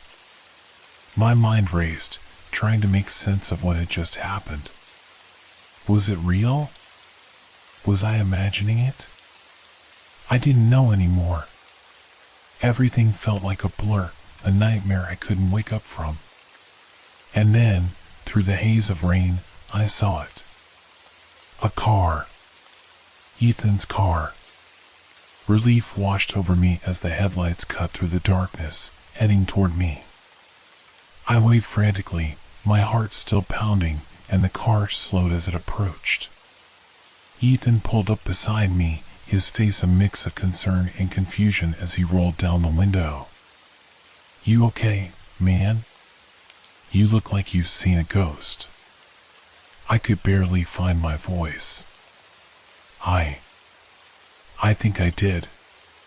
Ethan's face was partially illuminated by the pale light from the dashboard, and I could see his eyes darting over me, searching for signs of injury or worse. I was shaking, soaked to the bone, and for a second I wasn't even sure I could explain what had just happened. "You look terrible," he said, unlocking the doors. "Get in. We'll talk inside." I hesitated for a split second, glancing over my shoulder toward the park. The figure was gone, but the fear lingered, sharp and raw. I wasn't sure if I'd really escaped, or if it was just waiting, watching me from the shadows. Swallowing hard, I yanked the door open and slid into the passenger seat, the warmth of the car wrapping around me like a lifeline. Ethan's eyes flicked toward the street behind us, then back to me. "You've got to tell me what's going on. You're shaking, man. I've never seen you like this." I leaned back against the seat, my muscles finally relaxing as the adrenaline began to wear off. My hands were trembling, and I clasped them together in my lap, trying to ground myself. "There's something out there," I said, my voice hoarse. "Something real. It's not just in my head." Ethan didn't say anything at first. He just watched me, waiting for me to explain. The silence stretched out between us, filled only by the rhythmic drumming of rain on the car roof. I could tell he wanted to believe me, but he was waiting for something concrete, something he could understand. I closed my eyes for a moment, trying to put the chaos in my mind into words. I saw it again. That figure. It was outside my window, tapping on the glass. And then, there was a footprint in my apartment. I'm not imagining this, Ethan. I ran to the park, but it followed me. I swear, it was coming after me. I felt it. He exhaled sharply, rubbing his hand across his face. "All right," he said, his tone measured. "I believe you think something's going on. but we need to figure out what's really happening here. Maybe it's someone messing with you. Maybe you've got a stalker or something. A stalker? I repeated, the absurdity of the idea making me want to laugh, even in my state of terror. You think a stalker could just disappear like that? Could leave footprints inside my locked apartment? Ethan opened his mouth to respond, but stopped. His eyes shifted to the rearview mirror. I saw it too, at the exact same moment. A shadow. Something moved behind us, just outside the car, barely visible through the downpour. It was distant, shrouded by the rain, but unmistakable. A tall, dark figure, standing at the edge of the street. My blood ran cold. Ethan. I breathed, my heart pounding once more. It's back. He didn't even ask. He just turned to look out the rear window, his expression darkening. For a moment, we both stared into the rain-soaked night, the shadow standing still as a statue, watching us. My mouth went dry, the fear returning full force, like a tidal wave crashing over me. Ethan blinked, his voice low. Jesus. That was all I needed to hear. He saw it too. I wasn't losing my mind. Ethan straightened in his seat, gripping the steering wheel. We need to get out of here, he muttered, throwing the car into gear. I don't know what that is, but I'm not sticking around to find out. The tires spun on the wet asphalt as the car lurched forward, speeding down the empty street.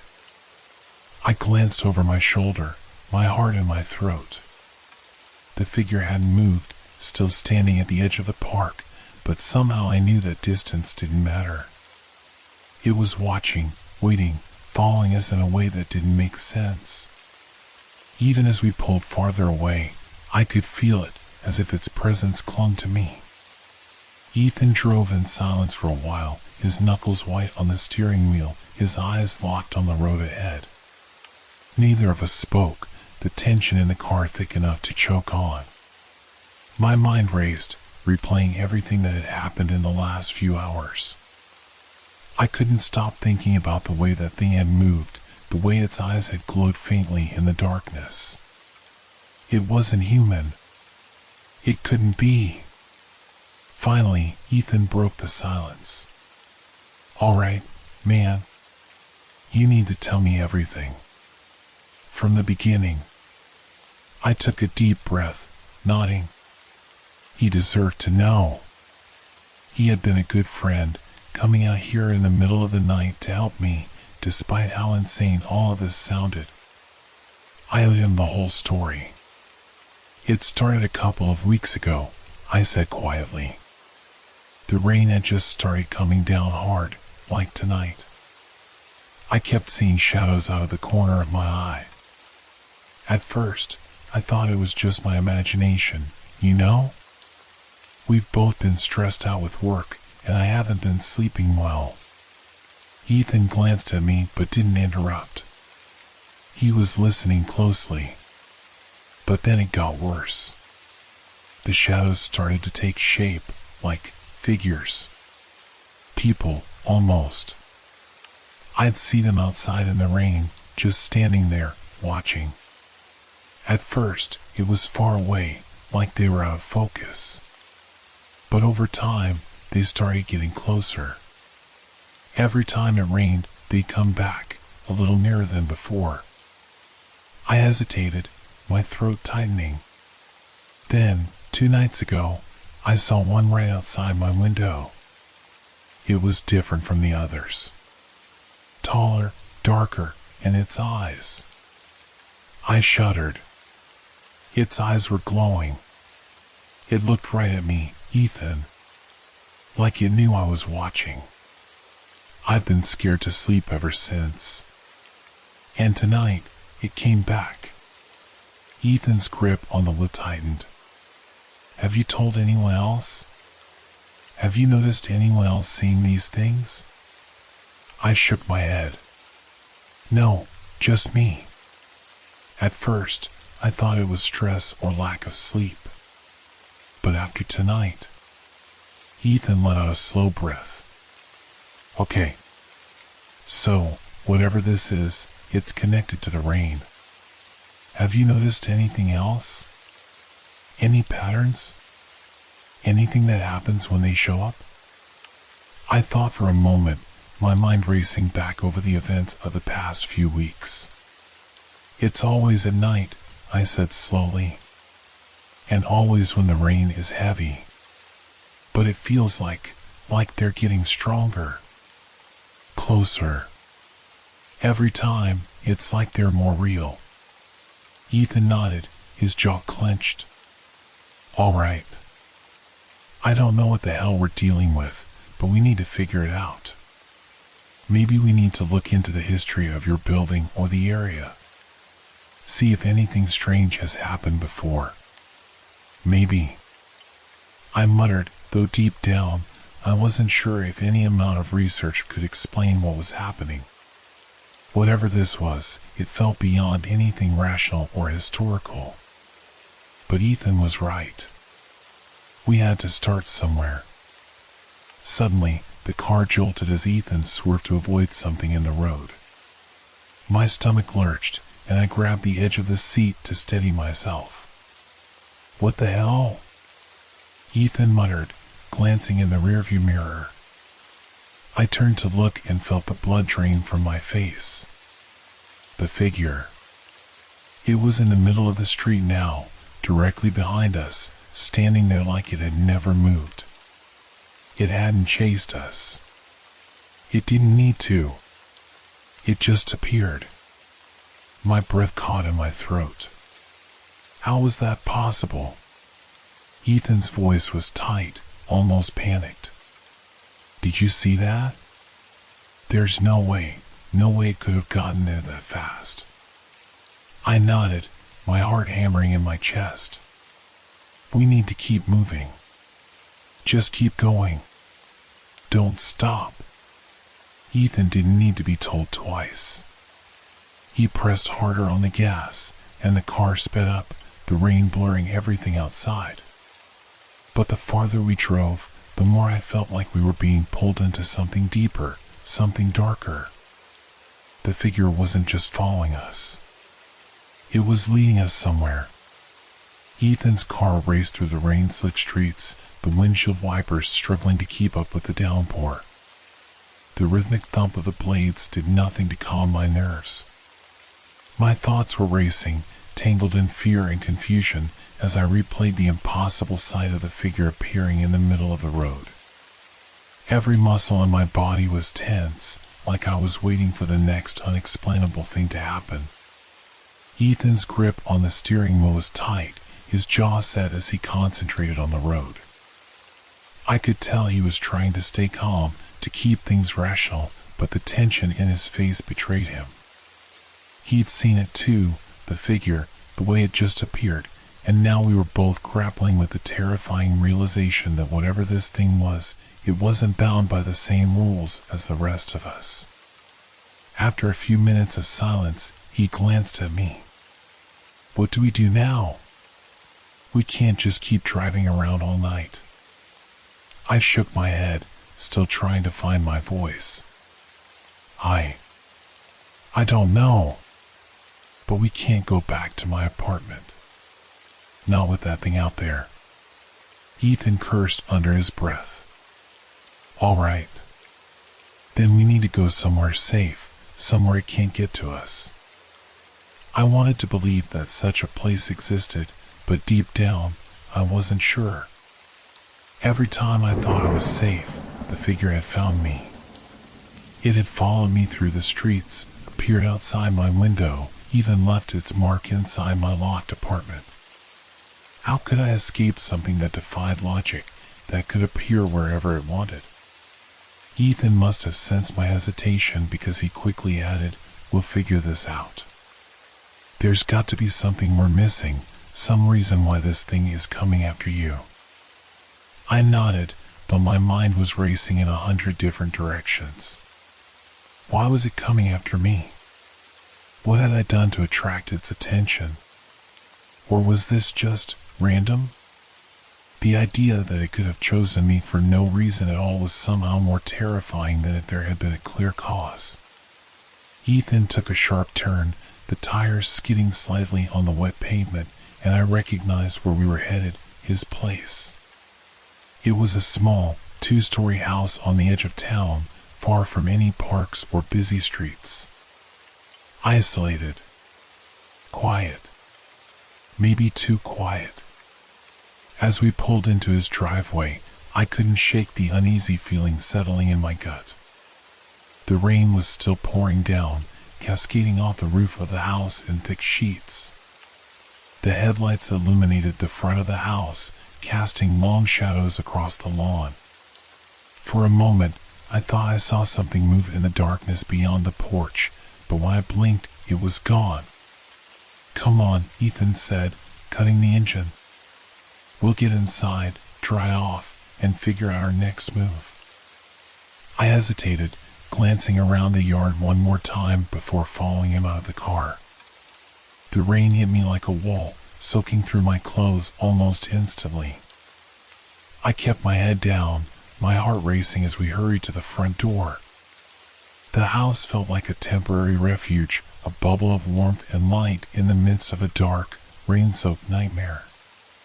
Inside, Ethan flicked on the lights, and the living room sprang to life, soft, warm tones that immediately made the outside world feel more distant. But I knew better. The figure could be anywhere, and no amount of light could keep it at bay. Ethan threw me a towel from the hallway closet, and I wiped the rain from my face, my body still trembling from the cold and the adrenaline.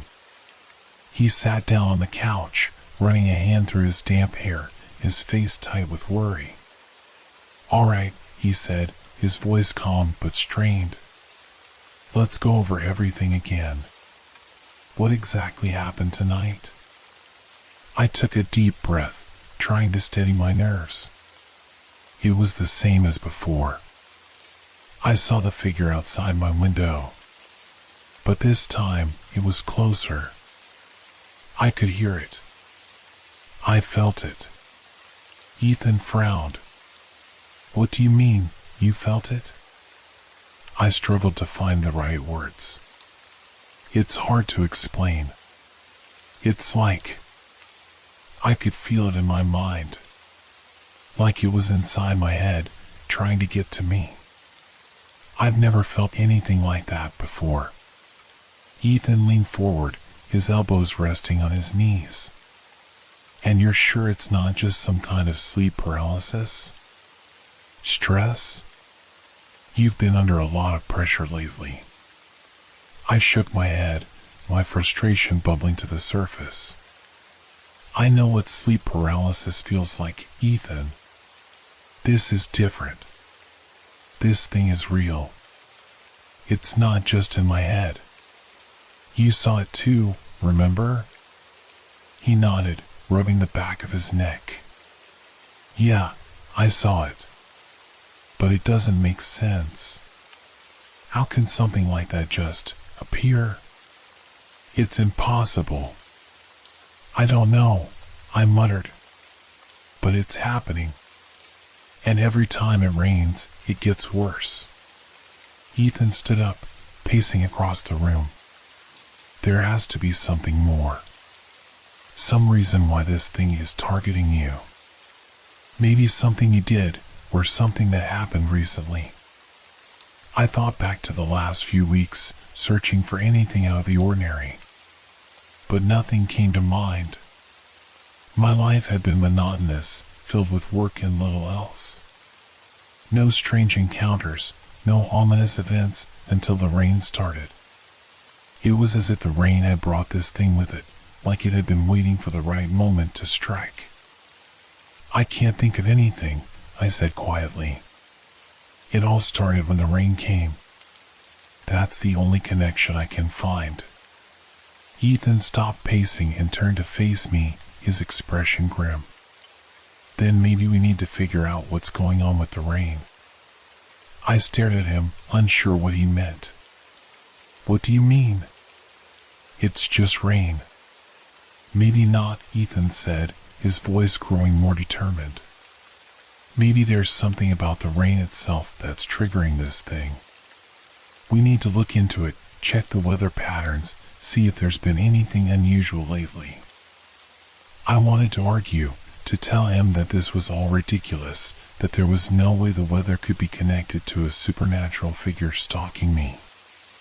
But then again, nothing about this situation made sense. Why not start with the one thing that had been consistent since the terror began? Ethan grabbed his laptop from the table and opened it, quickly typing as he searched for anything unusual about the recent weather. I sat on the edge of the couch, my hands clasped tightly in my lap, my mind racing. The idea that the rain itself could be the key felt absurd, but then again, so did everything else that had happened. Minutes passed in tense silence as Ethan scrolled through various weather reports and news articles. I watched his face, waiting for any sign of recognition, any hint that we were onto something. But his frown deepened with each passing minute. Nothing, he muttered under his breath. Just normal weather patterns. Heavy rain, sure, but nothing out of the ordinary. My heart sank. Of course, it couldn't be that simple.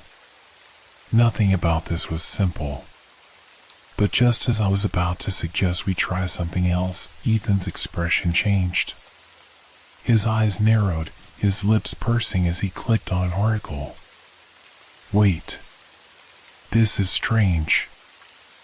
I leaned over, trying to see the screen. What is it? He scrolled down the page, his voice low. There's been an increase in reports of strange sightings during heavy rainfalls in the area. People seeing figures in the rain, hearing strange sounds. My stomach clenched. You're kidding. He shook his head. No. There's a whole string of reports over the last few weeks. People seeing figures, like shadows, moving in the rain. No one can explain it. Some are calling it a hoax, others think it's just mass hysteria. But the descriptions, they're eerily similar to what you've been seeing. My mind reeled. Could it be possible that I wasn't the only one? That this thing, whatever it was, had been terrorizing others too? Ethan scrolled further, his eyes scanning the text. There's more. Some people have even reported disappearances. I felt a chill run down my spine. Disappearances? He nodded grimly. A few cases of people going missing during these storms. No bodies found, no signs of struggle. Just gone. For a moment, the room felt like it was closing in around me, the walls pressing closer as the weight of it all settled on my chest. Disappearances. Figures in the rain. And now, I was part of it. But why? Why me? And what did it want? Ethan leaned back in his chair, his face pale. I don't know what we're dealing with, but it's bigger than just you. This thing is out there, and it's not stopping. We sat in silence, the reality of what we were facing sinking in. The rain pounded against the windows, relentless, as if it was mocking us, reminding us that no matter where we went, it would follow. The silence that followed Ethan's revelation was suffocating.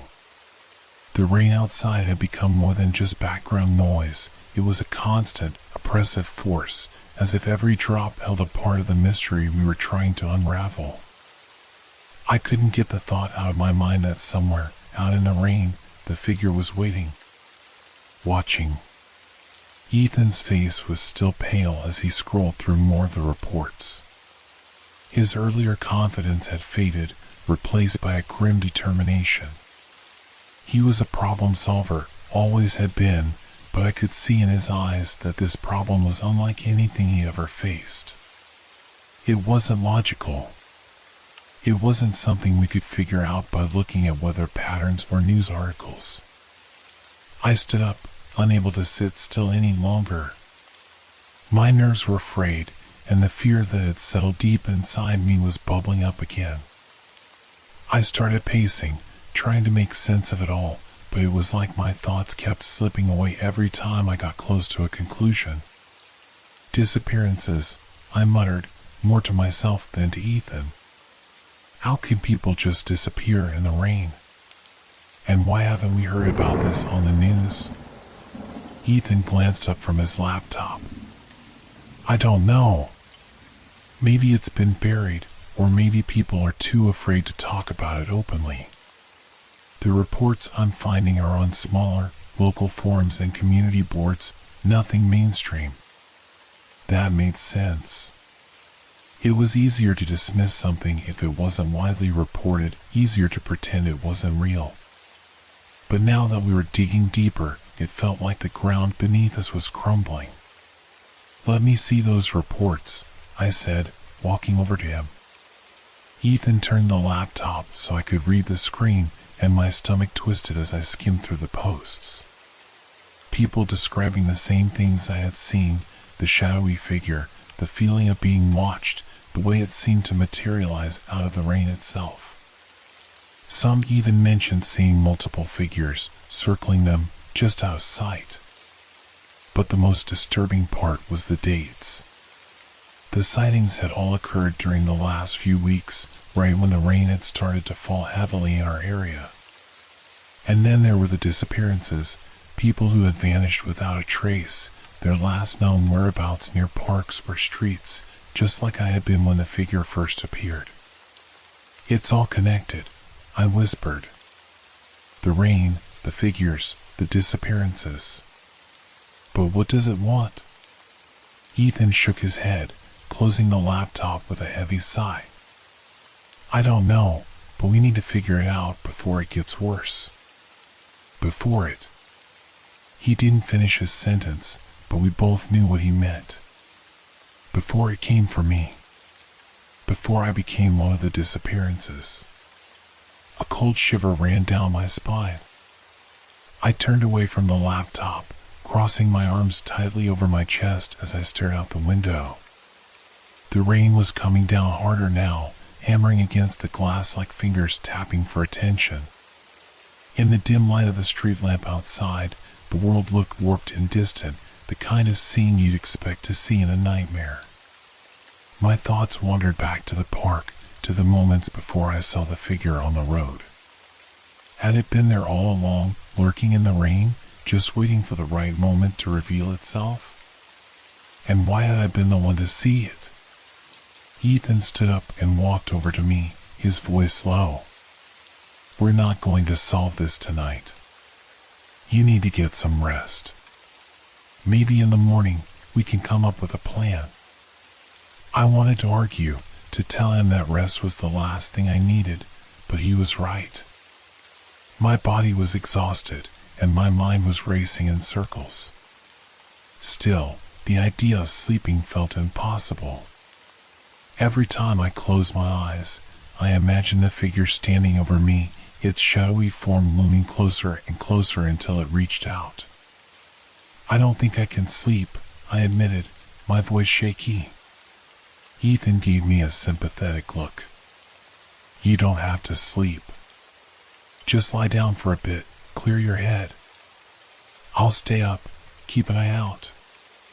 That made me feel a little better, though the thought of Ethan keeping watch only reminded me how real the danger was.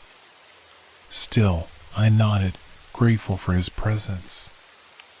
I made my way to the small guest room down the hall, the sound of the rain growing louder as I moved farther from the living room. The house felt different now, less like a refuge and more like a temporary shelter, barely keeping the outside world at bay. The walls seemed thinner, the windows fragile, as if the figure could break through at any moment. The bed in the guest room was small but comfortable, and as I lay down, I pulled the blanket up to my chin, my body tense and alert. Every creak of the house, every gust of wind made me flinch, my mind playing tricks on me. I closed my eyes, trying to focus on my breathing, trying to push away the images of the figure. But it was no use. As soon as I drifted towards sleep, I felt it. That same cold, suffocating presence that had haunted me for days. It was closer now, so close I could almost feel its breath on my skin. My eyes snapped open, and I sat up in bed, my heart pounding in my chest. The room was dark, but the faint glow of the street lamp outside cast long shadows across the walls. For a moment, I thought I saw something move in the corner of the room, a flicker of darkness just beyond the reach of the light. I froze, my breath catching in my throat. It couldn't be here. Not inside the house. But then, slowly, the shadows seemed to shift, coalescing into a form I recognized all too well.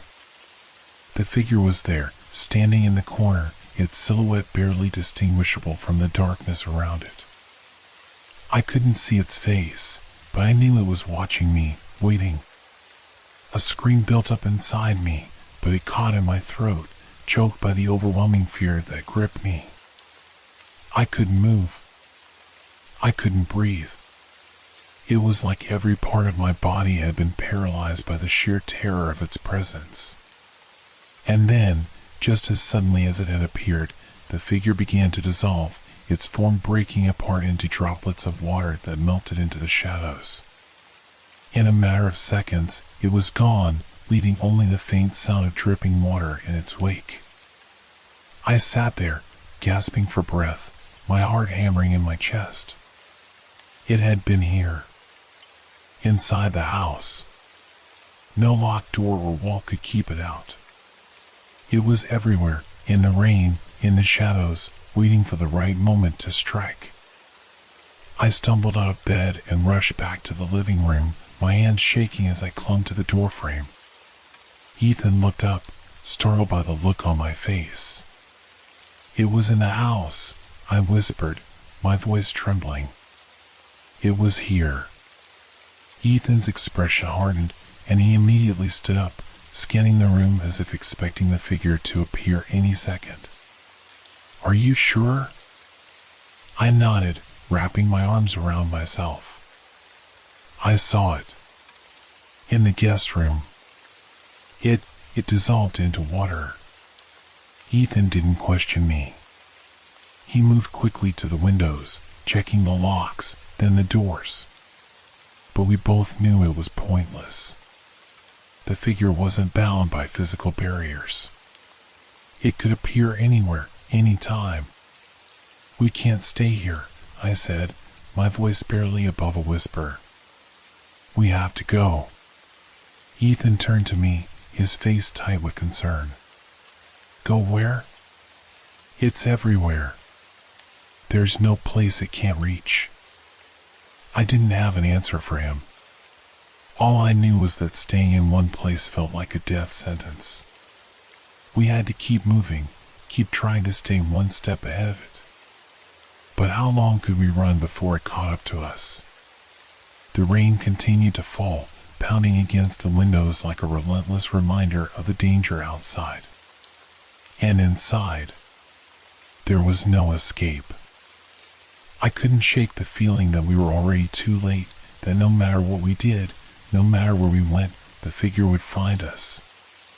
It was as though the rain itself was its conduit, flowing through every crack, seeping through the very walls, bringing it closer. My hands trembled uncontrollably as I stood in the living room, staring at the door, knowing that beyond it, the rain was falling harder than ever. Ethan paced beside me, glancing toward the window, where the glass rattled slightly under the weight of the storm outside. "We can't stay here, but we can't just run out into the rain either," he said, his voice tight with frustration. "It's using the rain. It's using everything." I nodded mutely, but my mind was elsewhere, frozen in the memory of the figure standing in that room. It had been so real, so solid, until it dissolved right in front of me. And now, every shadow, Every corner of the house felt alive with the possibility that it could reappear at any moment. "What does it want?" I whispered, almost to myself, not expecting an answer. But the question hung in the air between us, heavy and ominous. Ethan stopped pacing and looked at me.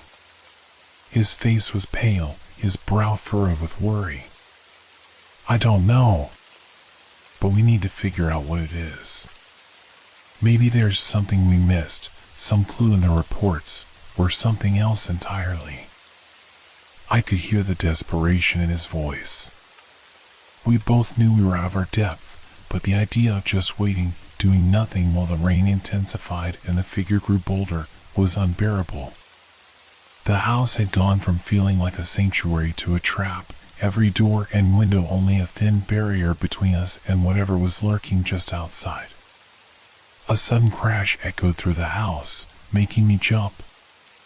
I grabbed Ethan's arm instinctively. What was that? Ethan's eyes darted toward the hallway. "I'll check," he said, trying to keep his voice steady. He moved cautiously toward the sound, leaving me standing in the middle of the living room, every muscle in my body tense. I listened as Ethan disappeared down the hall, the sound of his footsteps fading as he entered one of the back rooms. The rain outside seemed louder now, each drop a deafening thud against the roof. I wrapped my arms around myself, trying to ward off the cold that had settled deep in my bones. And then, I heard it. A sound that wasn't the rain. It was faint, but unmistakable. A soft, rhythmic tapping, like fingers drumming on glass. My heart seized in my chest, and I turned slowly toward the window. At first, I saw nothing but the blurred outlines of the street, distorted by the heavy rain. But then, just beyond the faint glow of the street lamp, a shape began to materialize. It was standing there. The figure. In the rain. I froze, my mind racing. How could it be there, so still, so silent, while the storm raged around it? The rain seemed to bend around its form, as if it wasn't really there at all, or as if the rain itself was part of it. I took a step back, my eyes never leaving the window. The tapping sound grew louder, more insistent, as though it was demanding to be let in. I wanted to scream for Ethan, but the words caught in my throat. My entire body felt paralyzed, as if the figure's gaze, its unseen eyes, held me in place. Slowly, the figure began to move, its form shifting slightly as it took a step forward. And then another. The closer it came, the more I could see. Its shape was vaguely human, but wrong. There was something off about the way it moved, the way it seemed to flicker in and out of focus with the rhythm of the rain. My breath came in shallow, panic bursts as the figure's face, or what passed for a face, became visible. It was blank, smooth, a featureless expanse of darkness, and yet, I could feel it staring at me. Suddenly, the tapping stopped. The figure stood perfectly still again, just outside the window, mere inches from the glass. Then the glass began to crack. A thin fissure snaked across the surface of the window, spiderwebbing outward as the pressure from the figure's presence grew. I stumbled backward, my heart hammering in my chest. The figure didn't move, didn't flinch.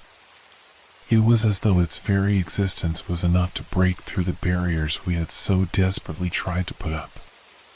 "Ethan!"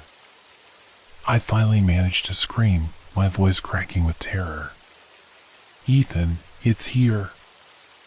I heard his footsteps pounding down the hall, but by the time he reached the living room, the damage was done. The window shattered with a deafening crash, and a gust of freezing air rushed into the room, carrying with it the scent of rain and something darker, something rotting. The figure stepped forward. Ethan grabbed my arm and pulled me back, his eyes wide with disbelief. "We have to go," he shouted, dragging me toward the front door. But the rain was everywhere. We couldn't escape it. The figure was part of it, woven into every drop that fell, every gust of wind that howled through the streets. We burst through the front door and into the storm, the rain drenching us instantly. The cold was biting, cutting through my clothes and skin like icy needles. Ethan held tightly to my hand as we ran, but I could feel the rain pulling at me, slowing me down.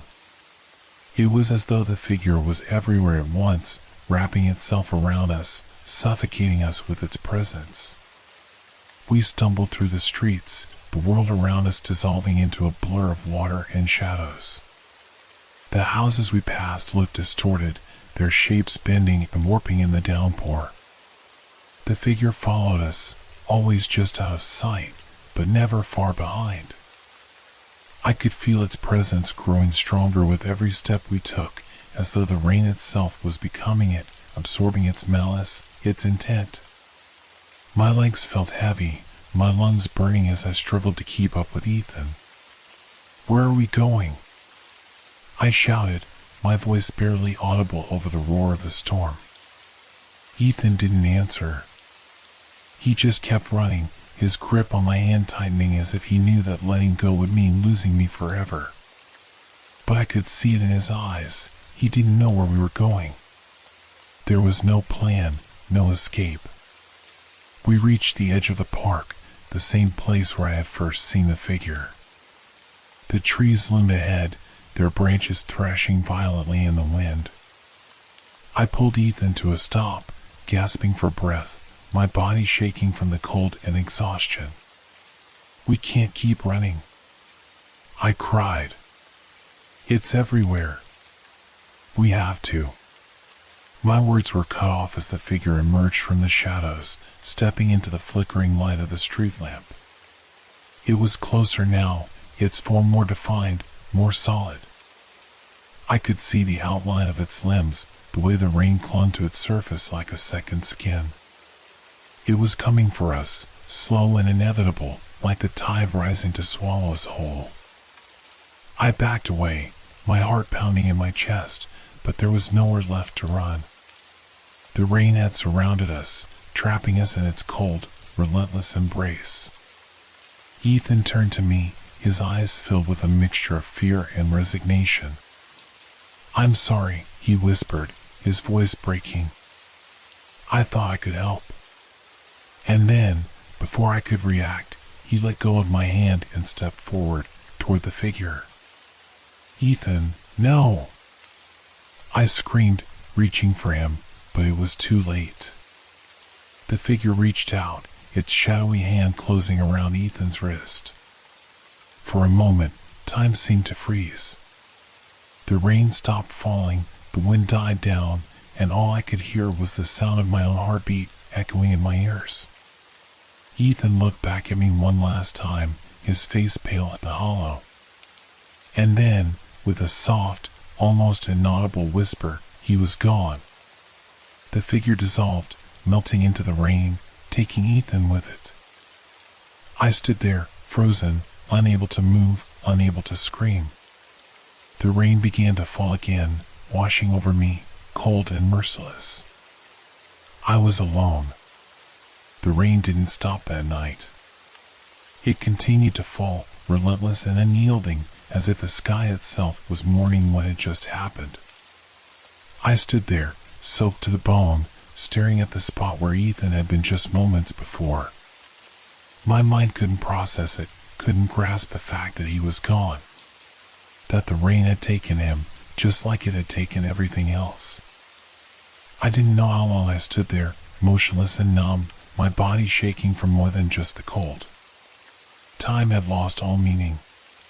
The world around me had dissolved into a haze of shadows and rain, and I was adrift, lost in a sea of confusion and despair. It wasn't supposed to end like this. We were supposed to figure it out, to find a way to stop it. But there had been no solution. No escape. Ethan had given up everything, and for what? To be swallowed by the very thing we had been running from? I wanted to scream, to rage against the injustice of it all, but I couldn't. My throat was too tight, my voice too broken. The figure had disappeared, dissolving into the rain like it had never been there at all. But I knew it was still out there, lurking in the downpour, waiting for its next victim. Waiting for me. I forced myself to move, my legs heavy and sluggish as I stumbled through the empty park. The trees loomed overhead, their branches reaching out like skeletal hands, swaying eerily in the wind. The path beneath my feet was slick with mud, and I nearly lost my footing several times, but I kept going, driven by nothing but the primal instinct to survive. There was no plan, no destination. I was just moving, trying to outrun something that couldn't be outrun. My mind raced with 1,000 frantic thoughts, but none of them made sense. How had this happened? How had it started? And why? I found myself back on the street where it had all begun. The streetlights flickered weakly, casting long, distorted shadows across the pavement.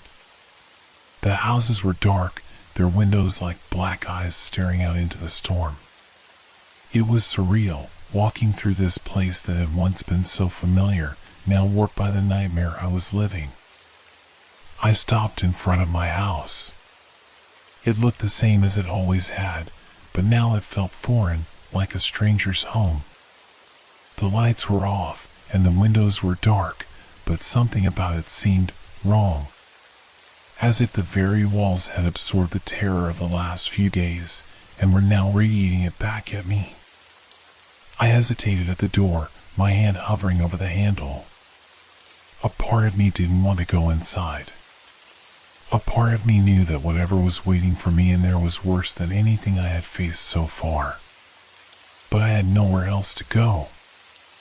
I stepped inside, the door creaking ominously as it swung shut behind me. The house was deathly quiet, the kind of silence that presses down on you, making it hard to breathe. I felt the familiar weight of dread settle over me as I moved through the rooms, each one more oppressive than the last. The air was heavy, thick with the lingering scent of rain. I could hear the steady drip drip drip of water somewhere in the distance, but I couldn't tell where it was coming from. My footsteps echoed unnaturally as I walked, and the sound seemed to distort, warping around me until it was impossible to tell where the noise was originating. I reached the living room, the same room where Ethan and I had made our last stand, and froze. The window was shattered, the glass strewn across the floor like jagged pieces of ice. The wind howled through the broken panes, carrying with it the smell of damp earth and something foul, something decaying. And there, in the center of the room, was a puddle. It was small at first glance, but as I stepped closer, I realized that it wasn't just water. It was black, oily, and it seemed to pulse, as if it were alive. The edges of the puddle shimmered in the dim light, distorting the reflection of the room around it. I knelt down, my breath hitching in my throat, and reached out toward it. My fingers hovered over the surface, trembling. I didn't know why I was doing this, why I felt compelled to touch it.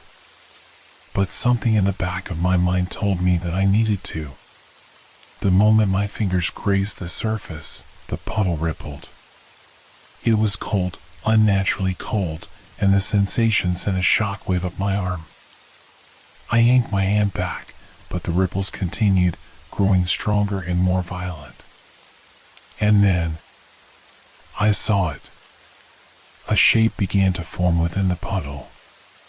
At first, it was nothing more than a vague outline, a shadow in the water.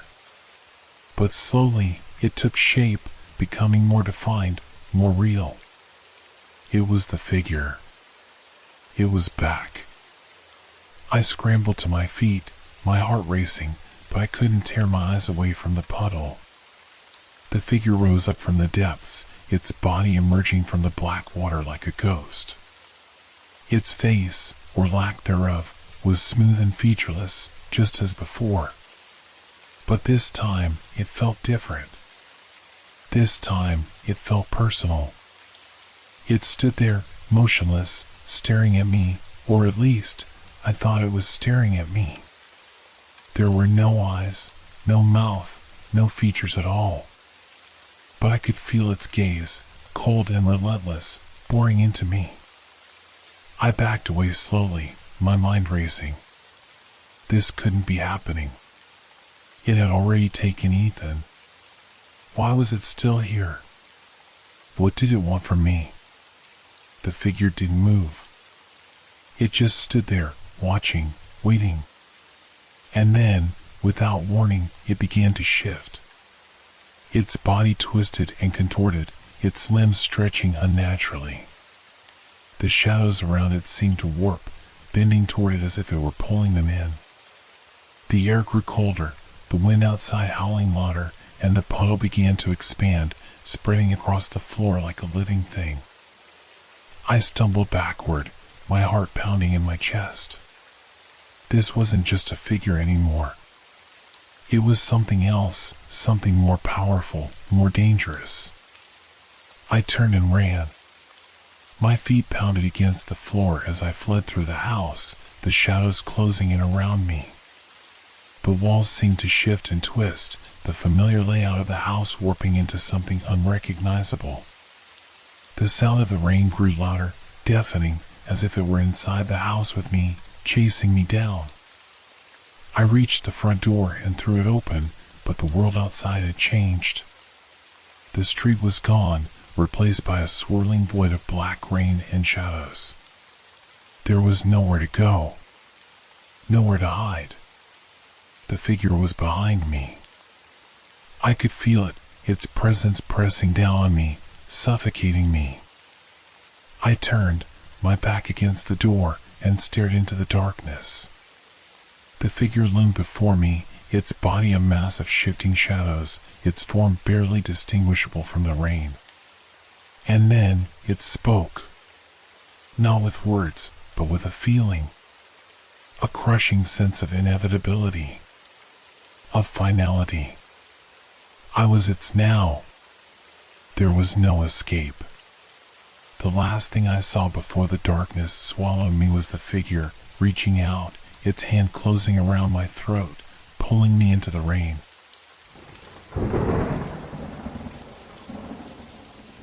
Mirror tunnel. Have you ever felt an inexplicable chill run down your spine, like a whisper from the depths of your mind, warning you of something that should not be? It was during that unsettling drive through the old tunnel, a relic from a time long forgotten, that I first felt it, a gnawing sense of dread that clung to me like a shadow. The tunnel stretched ahead, a dark maw waiting to swallow us whole. My friends, Ben and Lily, were chatting cheerfully in the back seat, blissfully unaware of the foreboding atmosphere that had settled over me. I kept glancing at the rearview mirror, half expecting to see something lurking behind us, something that would make my heart race and my breath hitch. Isn't this tunnel just the coolest? Ben's voice broke through my thoughts, filled with enthusiasm. It's like something out of a horror movie. I forced a smile, trying to match his excitement, but my mind was elsewhere. I had heard stories about this tunnel, tales of people disappearing, of shadows moving where there should be none. The locals spoke of it as if it were a living entity, breathing and watching, waiting for unsuspecting souls to wander into its depths. As we drove deeper into the darkness, the car's headlights flickered ominously against the damp, jagged walls. The faint sound of water dripping echoed around us, each drop amplifying the silence that engulfed our vehicle. I could almost hear my heart pounding in my ears, a steady rhythm of anxiety. Hey, do you guys want to listen to some music? Lily suggested, her voice brightening the mood. I nodded, grateful for the distraction as I turned the dial on the radio. Static filled the air, mingling with our nervous laughter. Just as I was about to turn it off, a song came through, a haunting melody that seemed to resonate with the very essence of the tunnel. Then, without warning, the radio cut out, plunging us into silence once more. A shiver ran through me, and I felt a weight pressing down, as if the darkness was trying to reach in and suffocate us. "What the hell?" Ben muttered, glancing at the radio. "That was weird." I felt it then, the unsettling sense that something was off, that this tunnel was more than just a passageway. A flicker of doubt sparked in my mind. What if we weren't just traveling through a tunnel? What if we were crossing over into something else entirely? Just as I was about to voice my concerns, the car's headlights illuminated something strange in the distance, an unsettling shimmer against the darkness, like a mirror reflecting our own fear back at us. I pressed the gas pedal, desperate to escape the eerie feeling that clawed at my insides. But the tunnel seemed to stretch on forever, twisting and turning, mocking our attempts to leave. It felt alive, pulsating with an energy that sent my heart racing. "What's that?" Lily asked, her voice suddenly small, filled with unease. I squinted into the darkness ahead. There, just beyond the reach of the headlights, shadows flickered and danced, shapes that didn't belong. My breath quickened, and I felt a knot tighten in my stomach. "Maybe we should turn back," I suggested, my voice barely above a whisper. Ben laughed, but it lacked its usual carefree tone. "Come on, we can't turn back now. We're almost through." His bravado was reassuring, yet the shadows seemed to pulse with a life of their own, and a part of me wanted to heed the warning that nagged at my mind. Suddenly, the car's engine sputtered, jolting us as it lost power, the lights flickering and dimming. We were enveloped in darkness, and the atmosphere shifted, heavy with an ominous weight. Panic surged within me, and I fumbled for the ignition, turning the key frantically. The engine roared to life, but the relief was short-lived. The darkness outside grew thicker, and I could feel eyes watching us from the shadows, unseen but undeniably present. "Did you see that?" Lily gasped, her voice trembling. "What?" I asked, glancing in the rearview mirror, but all I could see was the inky blackness closing in. There was a moment of silence, followed by a sharp intake of breath from Ben. Something just moved back there. My heart sank as dread settled over me like a heavy fog. We were not alone. Something was lurking, something that had followed us into the depths of the tunnel. And then, without warning, the headlights flickered back to life, illuminating a scene that would haunt me forever. Ahead of us, the tunnel opened up into a vast, desolate landscape, a world transformed. What had once been the familiar darkness of the tunnel now lay before us like a nightmare unleashed. Burnt remnants of a city sprawled out into the distance, skeletal structures reaching towards a sky filled with ash and smoke. The air was thick with an acrid stench, and silence reigned where life once thrived. "Where are we?" Lily's voice was barely a whisper, tinged with disbelief. I couldn't find the words. We had emerged not into the world we knew, but into a twisted reflection of it, a place that seemed to exist after the end. And then I saw them, figures shuffling through the remnants of the world, their movements jerky and unnatural. I felt my heart race, panic surging anew. We had stumbled into something we couldn't understand, a place where danger lurked in every shadow. How had we ended up here? What had awaited us in the depths of the tunnel? As the realization washed over me, I understood this was no mere accident. The tunnel had transported us to a reality far darker than we could ever imagine. What awaited us in this new world? The reality before us felt surreal, a twisted nightmare playing out under a sky that looked like it had been scorched by fire. My heart raced, pumping adrenaline through my veins as I took in the devastation around us. The remnants of buildings stood like tombstones, their outlines blurred by the thick haze that hung in the air. What happened here? Lily asked, her voice shaking. I could see the color draining from her face as she peered out of the window. I don't know, I replied, my voice barely above a whisper. The unease settled deeper, curling around my thoughts like a viper. Ben turned to me, his eyes wide with fear. We need to get out of here. This place feels wrong. I nodded, but the question lingered. Where could we go? The only option was to drive forward into the unknown. I pressed the gas pedal, and the car lurched ahead, the tires crunching over debris. The silence was deafening, broken only by the sound of the engine and the occasional rustle of something moving in the shadows. I couldn't shake the feeling that we were being watched, that unseen eyes were tracking our every move. As we ventured deeper into this forsaken world, I tried to focus on the road ahead, but the unsettling sights around us demanded attention. Charred remnants of cars lined the streets, their metal frames twisted and broken. A child's toy lay forgotten in the ashes, a haunting reminder of lives interrupted. Look over there, Ben said, pointing to a figure shuffling in the distance. It was hunched over, its silhouette grotesque and unnatural. Just keep driving, I urged, gripping the steering wheel tightly. The hairs on the back of my neck stood up as the figure turned its head, revealing hollow eyes that seemed to pierce through the darkness. Did it see us? Lily gasped. I don't know, I replied, my voice trembling. Just keep your eyes on the road. With each passing moment, the sense of unease grew. The remnants of the city faded into the background, replaced by vast stretches of barren land. What once had been a thriving metropolis was now a graveyard, a landscape void of life and light. Suddenly, the car jolted violently, and I struggled to regain control. What was that? I shouted, my heart racing.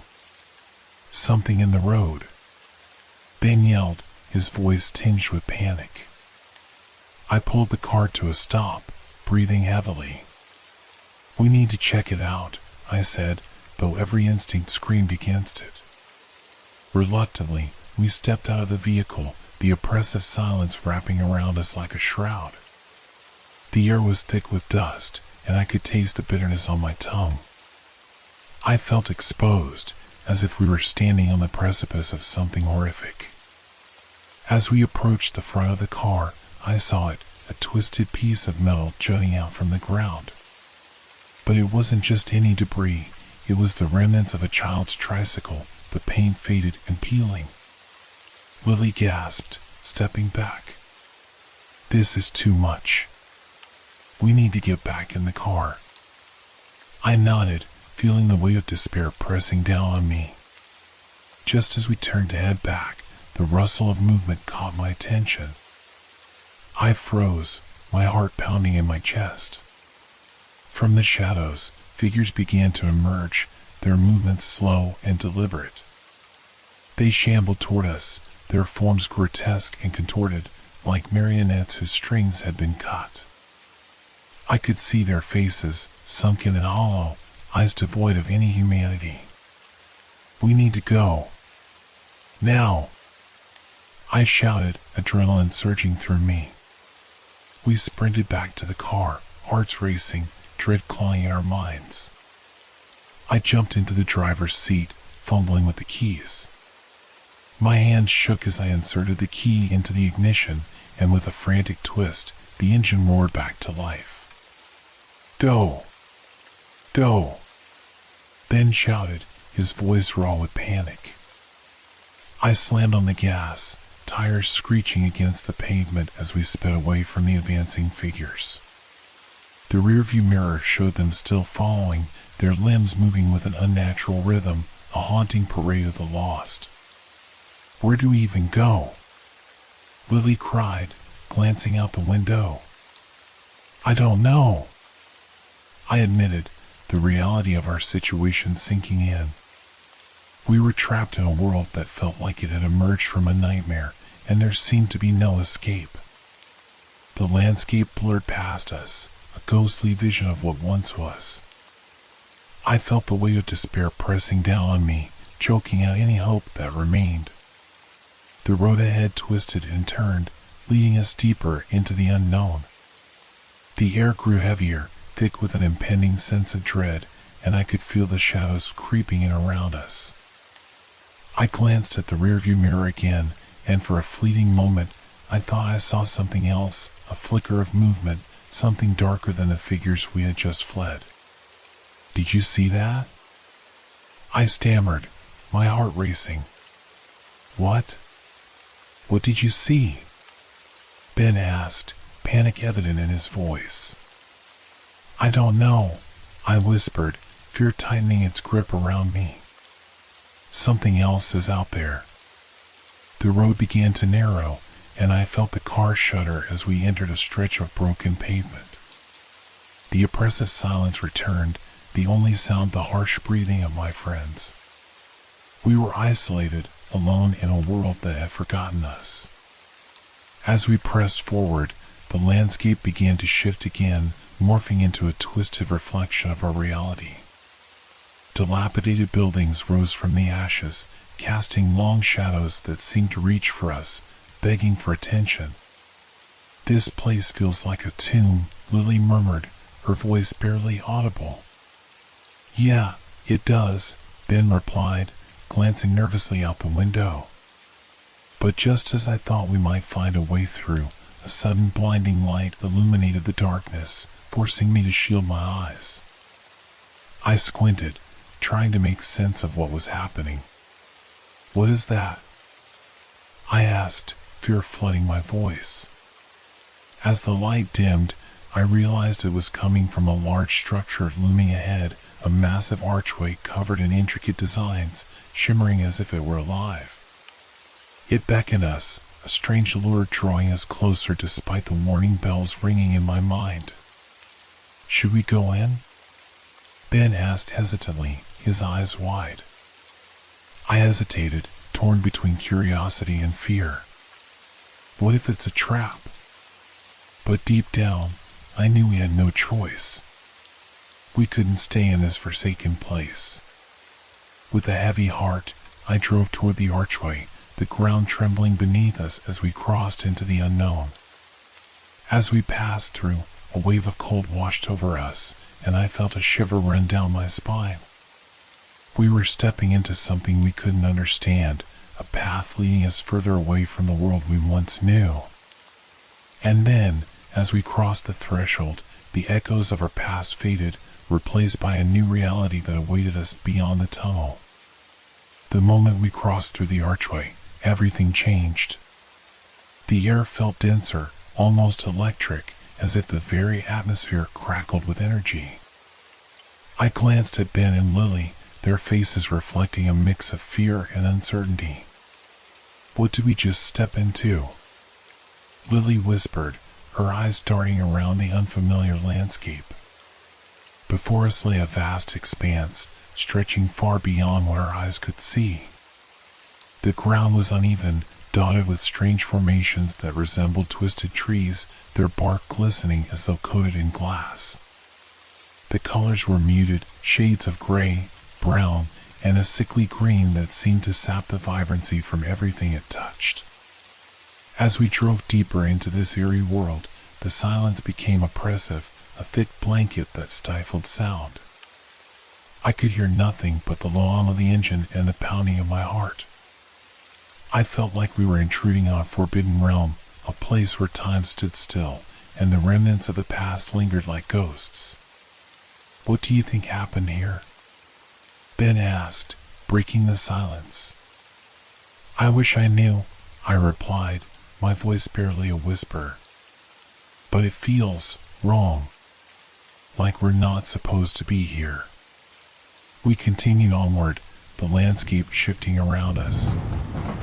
I could see structures in the distance, crumbling edifices that seemed to defy gravity, teetering precariously as if they might collapse at any moment. "Look over there." Lily pointed, her voice trembling. I followed her gaze to a shadowy figure lurking near one of the ruined buildings. It stood still, watching us with an unsettling stillness. I felt my breath hitch in my throat. "Keep driving," I said, urgency creeping into my tone. But as we approached, the figure stepped into the light, revealing itself to be another of those grotesque entities. Its skin was ashen, stretched taut over bones that jutted out at odd angles. Hollow eyes stared back at us, devoid of life, yet filled with a chilling awareness. "Go! Now!" Ben shouted, his voice laced with panic.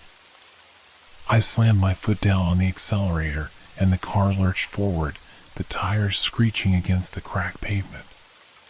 The figure remained behind, but I could feel its gaze boring into me, a reminder that danger lurked just beyond our reach. "Where are they?" Lily asked, her voice shaking as we sped away. "I don't know," I admitted, my heart pounding. "But we need to find a way out of here." As we drove, the landscape morphed again, this time into a twisted labyrinth of mirrors. Glinting shards of glass jutted out from the ground, reflecting our surroundings in a disorienting array of images. I squinted against the blinding reflections, the scenery warping and shifting around us, distorting our perception of reality. "Is this some kind of funhouse?" Ben muttered, glancing nervously at the mirrors. "I don't think so," I replied, feeling a sense of unease settle over me. "This feels more like a trap." Suddenly, the mirrors began to ripple, as if something was moving just beneath the surface. I felt a wave of dread wash over me. "Did you see that?" I gasped. "See what?" Ben asked, his voice edged with fear. "There. In the mirror." I pointed to the reflection, where I had caught a glimpse of something shifting, something that shouldn't be there. Lily leaned forward, her breath hitching as she strained to see. "I don't like this," she said, her voice barely above a whisper. "Just keep your eyes on the road," I urged, gripping the wheel tightly. But the reflections grew more chaotic, the images swirling like a tempest, drawing me into their depths. I felt an unnatural pull, as if the mirrors were trying to lure us closer, to trap us in their shiny embrace. "We need to get out of here," Ben shouted, panic rising in his voice. I fought against the disorienting visuals, focusing on the path ahead. With every turn, the labyrinth twisted further, leading us deeper into its clutches. I could hear whispers rising in the air, soft and seductive, taunting me with promises of safety and escape. "Don't listen to them," I yelled, trying to drown out the voices in my head.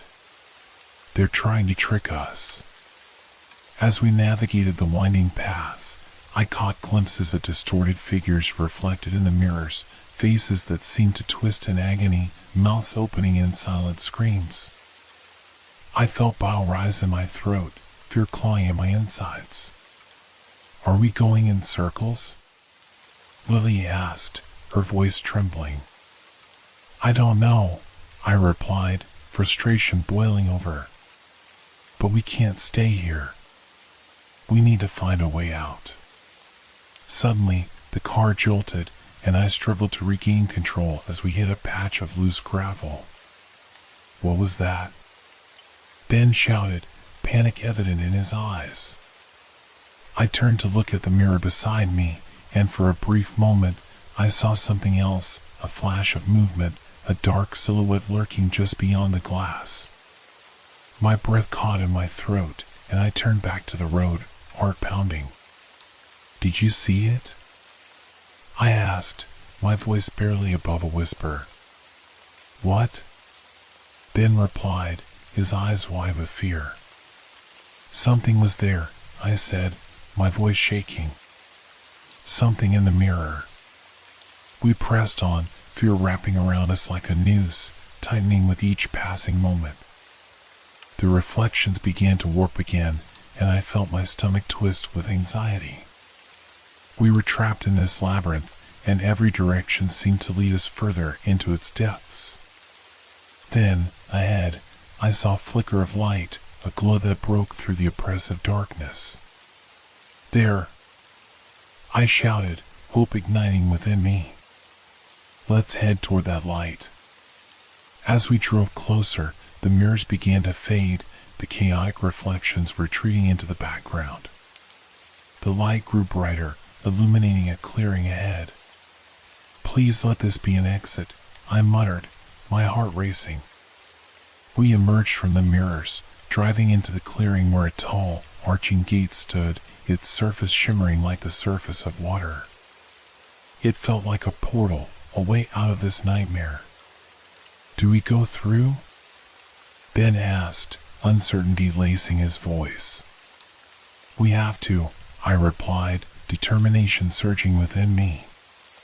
With a deep breath, I drove toward the gate, the engine roaring as we approached. As we crossed the threshold, the world behind us seemed to collapse, the mirrors shattering into countless fragments that scattered like dust in the wind. We were free, or so I thought. As the clearing opened up before us, I gasped at the sight that greeted us. We were no longer in the twisted labyrinth, but in a vast, barren landscape that stretched endlessly in every direction. The sky was an eerie shade of green, casting an unsettling glow over the ground. "What is this place?" Lily whispered, her voice trembling. "I don't know," I said, the weight of despair settling back over me. "But we're not out of danger yet." The realization hit me hard. We had escaped one nightmare only to find ourselves in another. In the distance, I could see shapes moving, figures emerging from the shadows, their forms indistinct but undeniably present. "We need to keep moving," I urged, panic rising in my chest. But just as I turned to drive away, a low growl echoed across the landscape, reverberating through the air like a warning. My heart dropped as I recognized the sound. The growl echoed ominously, a deep rumble that vibrated in my bones and sent shivers down my spine. It was a sound that spoke of danger, primal and instinctual, a warning that sent the hairs on the back of my neck standing on end. "Did you hear that?" Ben's voice was barely more than a whisper, his face paling as he looked around, searching for the source of the sound. "Yeah," I replied, trying to keep my voice steady, even as fear clawed at my throat. "We need to get moving. Now." As I turned the key in the ignition, the engine sputtered to life, a comforting sound amid the rising tension.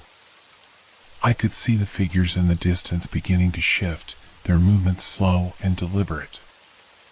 I couldn't make out their features, but the sense of foreboding was palpable. "Drive," Lily urged, her eyes wide with terror. I slammed my foot down on the accelerator, the tires spinning against the cracked ground as we surged forward. The landscape rushed past us, a blur of muted colors and twisted shapes, but I dared not look back. "Where are we going?" Ben asked, panic creeping into his voice. "Anywhere but here," I said, my mind racing. "We need to find shelter or something." As we drove, the growling intensified, echoing across the desolate landscape. The figures were moving closer now, their shapes becoming clearer, and I could feel a cold sweat forming on my brow. "Where are they?" Lily gasped, pointing out the window. I squinted against the dim light, dread pooling in my stomach. The figures were humanoid, but their bodies were twisted and distorted, moving with an unnatural grace that made my skin crawl. "They look like those things we saw before," I said, my voice barely above a whisper. "We need to lose them." I veered off the main path, following a narrow trail that wound through the barren landscape. The car bounced and rattled over the uneven ground, but I didn't dare slow down. The growling followed us, a relentless reminder of the danger closing in. Faster! Ben shouted, his voice rising in pitch. As we pressed deeper into the unknown, I could feel the weight of despair pressing down on us. The sky above darkened, swirling clouds gathering like a storm. A heavy silence fell over the landscape, thick and suffocating, as if the world was holding its breath. The figures were gone, but the sense of being hunted hung in the air like a heavy fog. "Are we safe?" Lily asked, her voice trembling. "I don't know," I admitted, glancing around nervously. "But we can't stop. We have to keep moving." I glanced at the rearview mirror, half expecting to see the figures closing in, but there was nothing but shadows. Yet the growling persisted, a low rumble that seemed to resonate from the very ground itself. Suddenly, the road opened up into a clearing, revealing a massive structure looming ahead. It was a crumbling building, its once grand facade now a shell of its former self. Ivy and weeds crept up the sides, and shattered windows gaped like empty eyes. "Do you think we should check it out?" Ben asked, uncertainty flickering in his eyes. "It's better than being out here in the open," I replied, though a sense of foreboding washed over me. I drove toward the building, my heart racing as we neared the entrance. The air was thick with tension, every instinct urging me to turn back, but we had no choice. As we parked and stepped out, the growling intensified, reverberating through the walls of the building. I turned to my friends, dread pooling in my stomach. "We have to find a way in," I said, scanning the entrance. The door hung ajar, creaking eerily in the wind. We exchanged uneasy glances before stepping inside, the air heavy with the scent of decay and dust. The darkness enveloped us, swallowing the light as we ventured deeper into the building. The interior was a maze of shadows, the walls adorned with remnants of a time long past, faded photographs, rusted furniture, and debris scattered across the floor. I felt a chill creep up my spine as I stepped further inside, the sound of our footsteps echoing in the silence. "What is this place?" Lily whispered, her voice barely audible. "I have no idea," I replied, trying to shake off the sense of unease. "But we need to stay quiet. Whatever is out there might hear us." As we explored the dimly lit rooms, I felt a strange energy pulsing through the air, a sensation that something was watching us. I glanced over my shoulder, half expecting to see a figure lurking in the shadows, but the darkness remained still and silent. We came across a staircase leading down into the depths of the building. The steps creaked underfoot as we descended, a sense of dread filling the air. Each step felt like a descent into the unknown, a plunge into a darkness that threatened to swallow us whole. "What if we get trapped down here?" Ben asked, his voice tinged with fear. "We have to keep moving," I insisted, though I felt the weight of his words. The growling outside had grown quieter, but I could still feel the tension hanging in the air, thick and suffocating.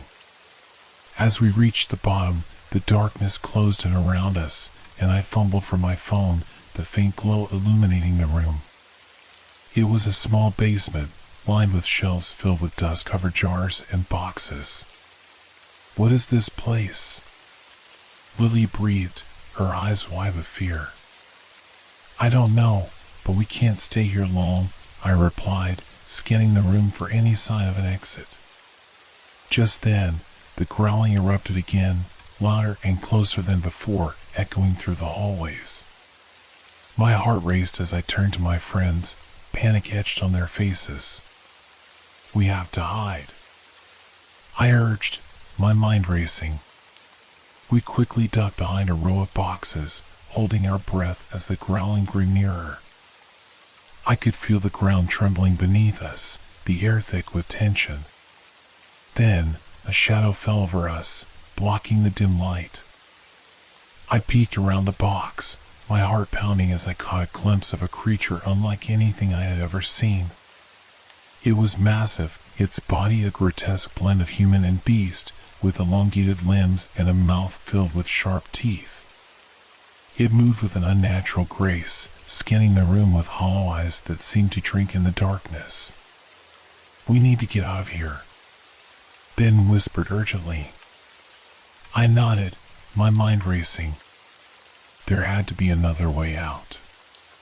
As the creature sniffed the air, I felt a surge of panic wash over me. Suddenly, it turned and moved deeper into the room, its growls fading into the shadows. I took a deep breath, motioning for my friends to follow. "Quickly," I whispered, leading them through the darkness. We navigated the cramped space, heartbeats pounding in unison, desperate to escape the looming threat. The darkness felt alive, pressing on us as we searched for an exit. At the far end of the basement, I spotted a faint light shining through a crack in the wall. "There," I whispered, pointing toward it. With renewed hope, we moved toward the light, our footsteps hushed as we approached. The crack widened, revealing a narrow passage that led to the outside. "Let's go," I urged, and we squeezed through the opening one by one. As we emerged into the night, I felt a rush of relief, but it was short-lived. The growling had returned, echoing through the air like a dark omen. "We need to run," Lily shouted, fear lacing her voice. We sprinted away from the building, hearts racing as we dashed across the barren landscape. The shadows loomed around us, and the growling intensified, closing in like a predator on its prey. I glanced over my shoulder, fear gripping my heart. The creature was following, its massive form moving with terrifying speed. "Keep going," I yelled, pushing myself to run faster, my lungs burning as we raced toward the horizon. The landscape blurred around us, the darkness swallowing everything in its path.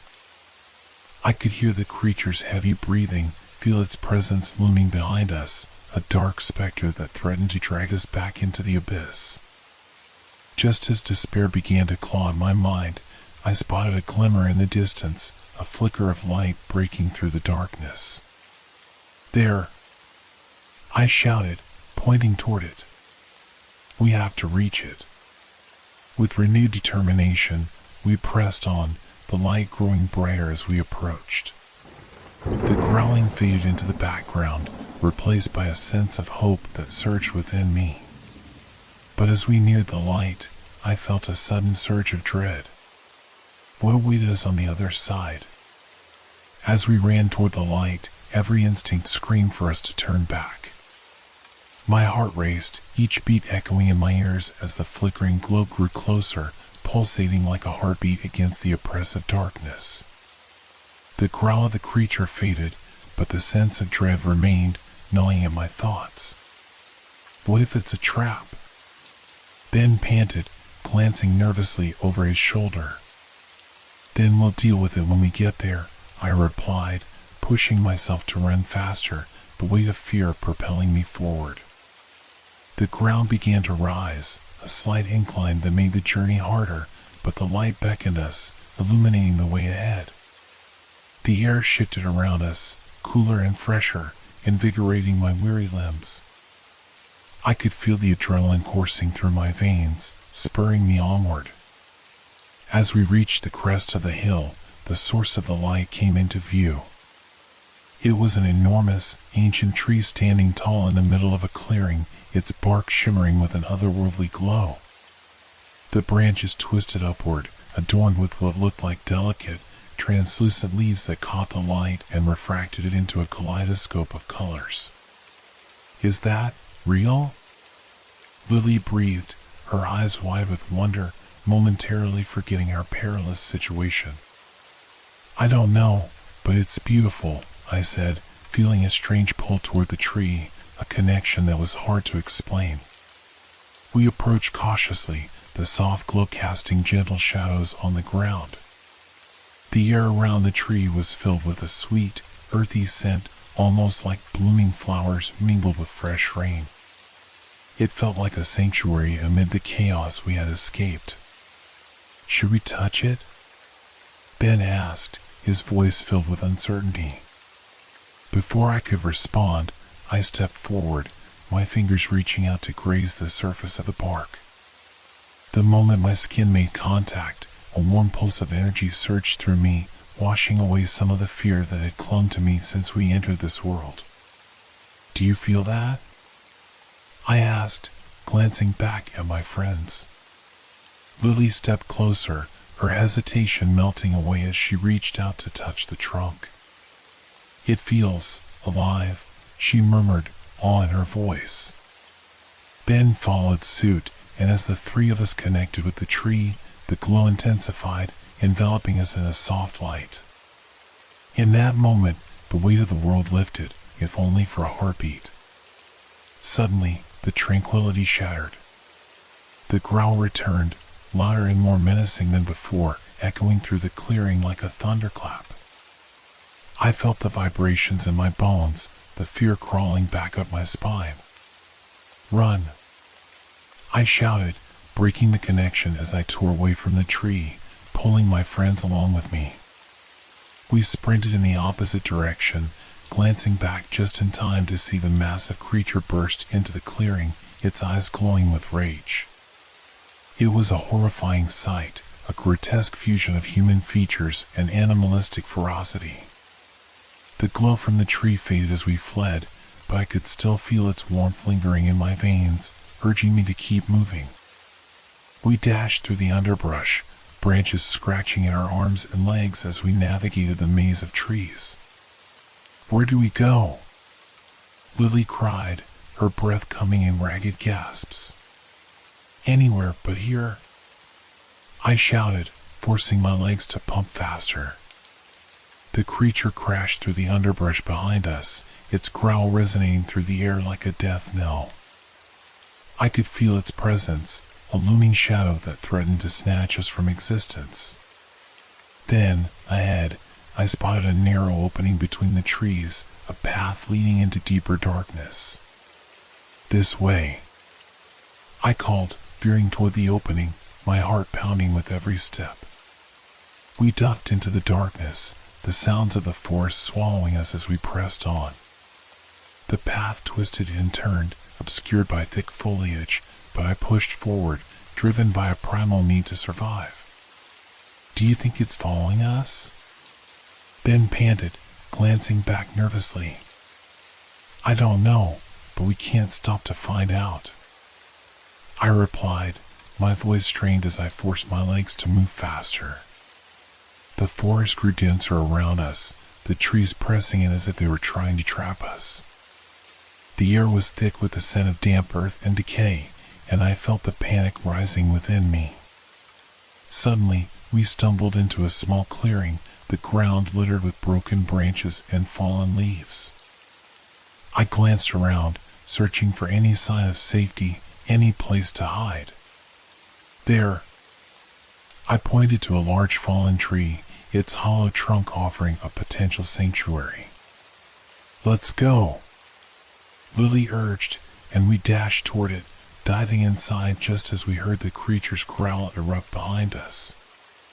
We huddled inside the hollow trunk, my heart racing as I pressed my back against the cool wood.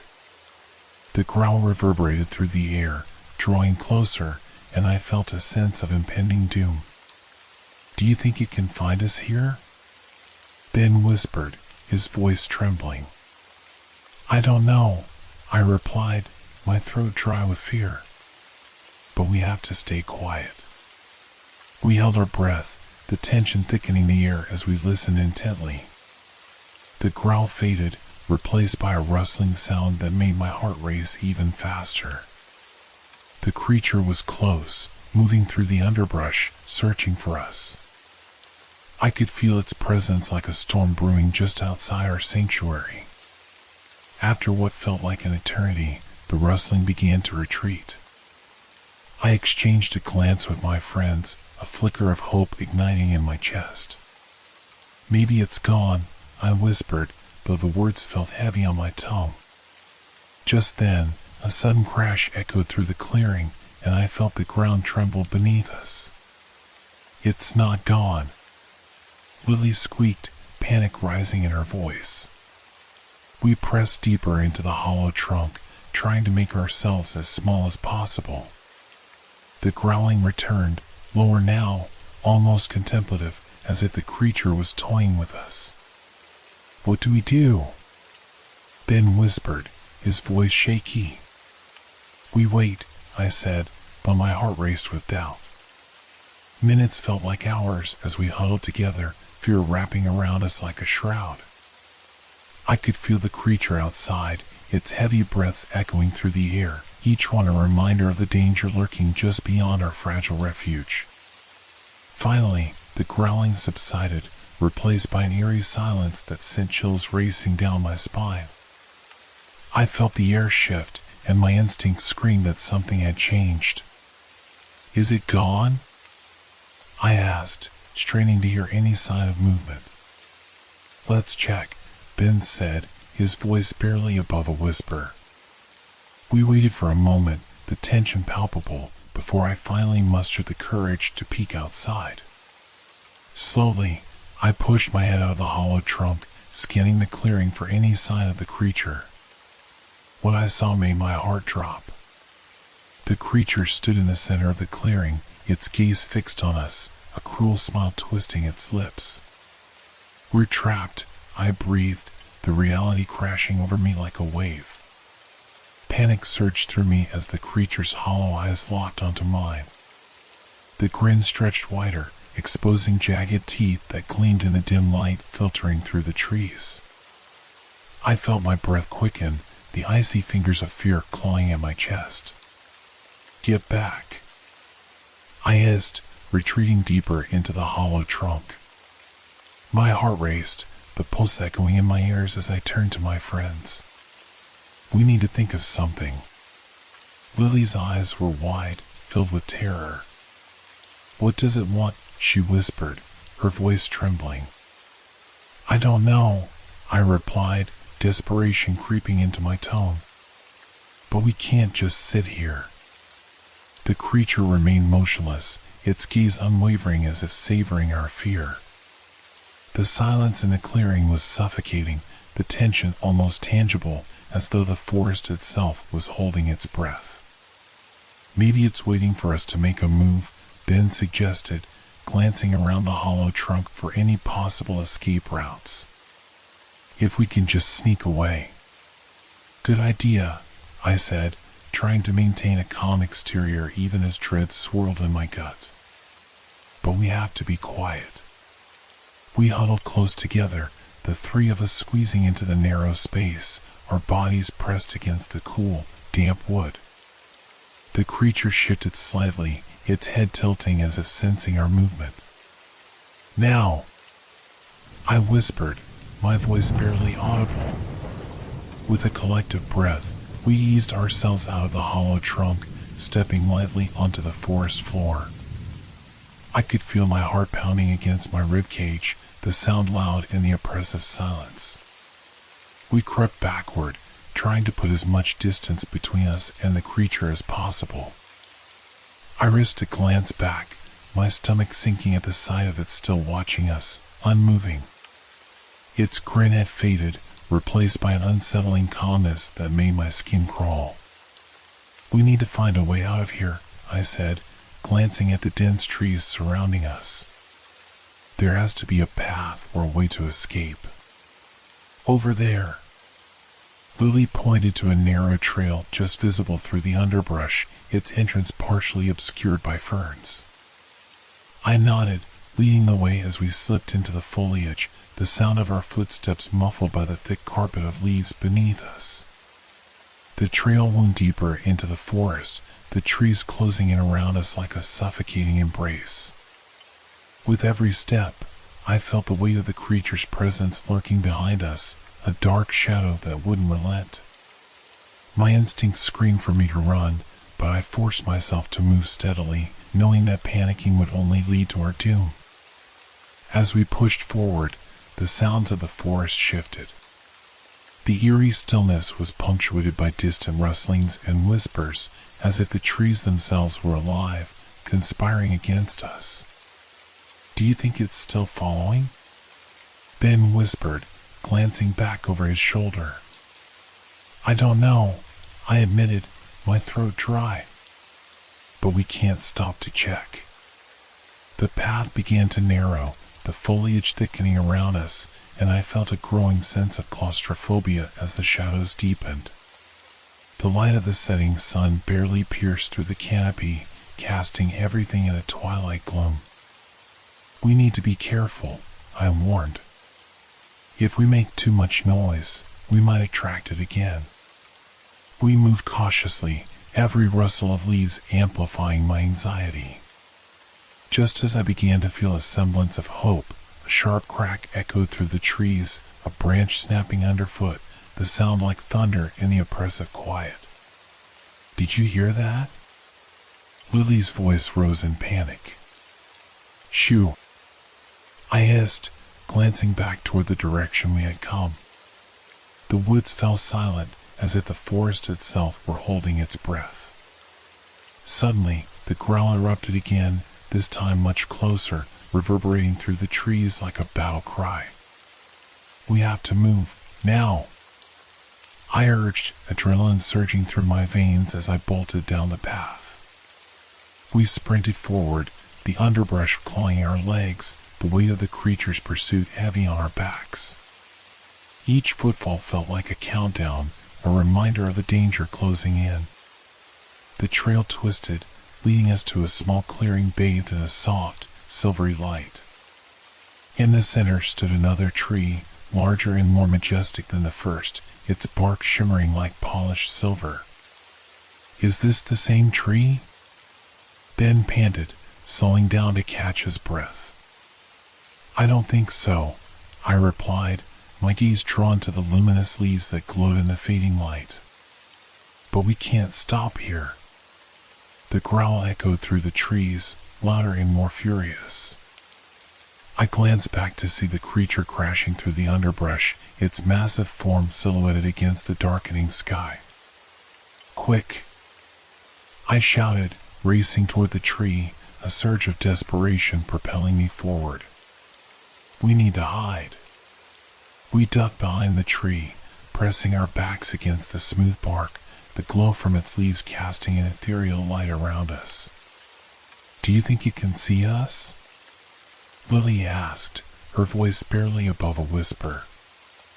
"I don't know," I replied, my heart racing as I strained to hear the sounds outside. The growl had stopped, replaced by a heavy silence that felt oppressive.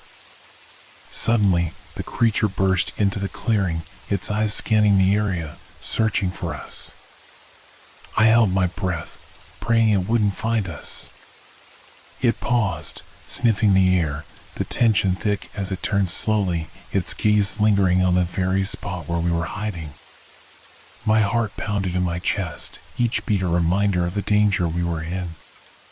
Then, as if sensing something, it began to move away, its body slinking into the shadows. Relief flooded through me, but I knew we couldn't stay here for long. "Is it gone?"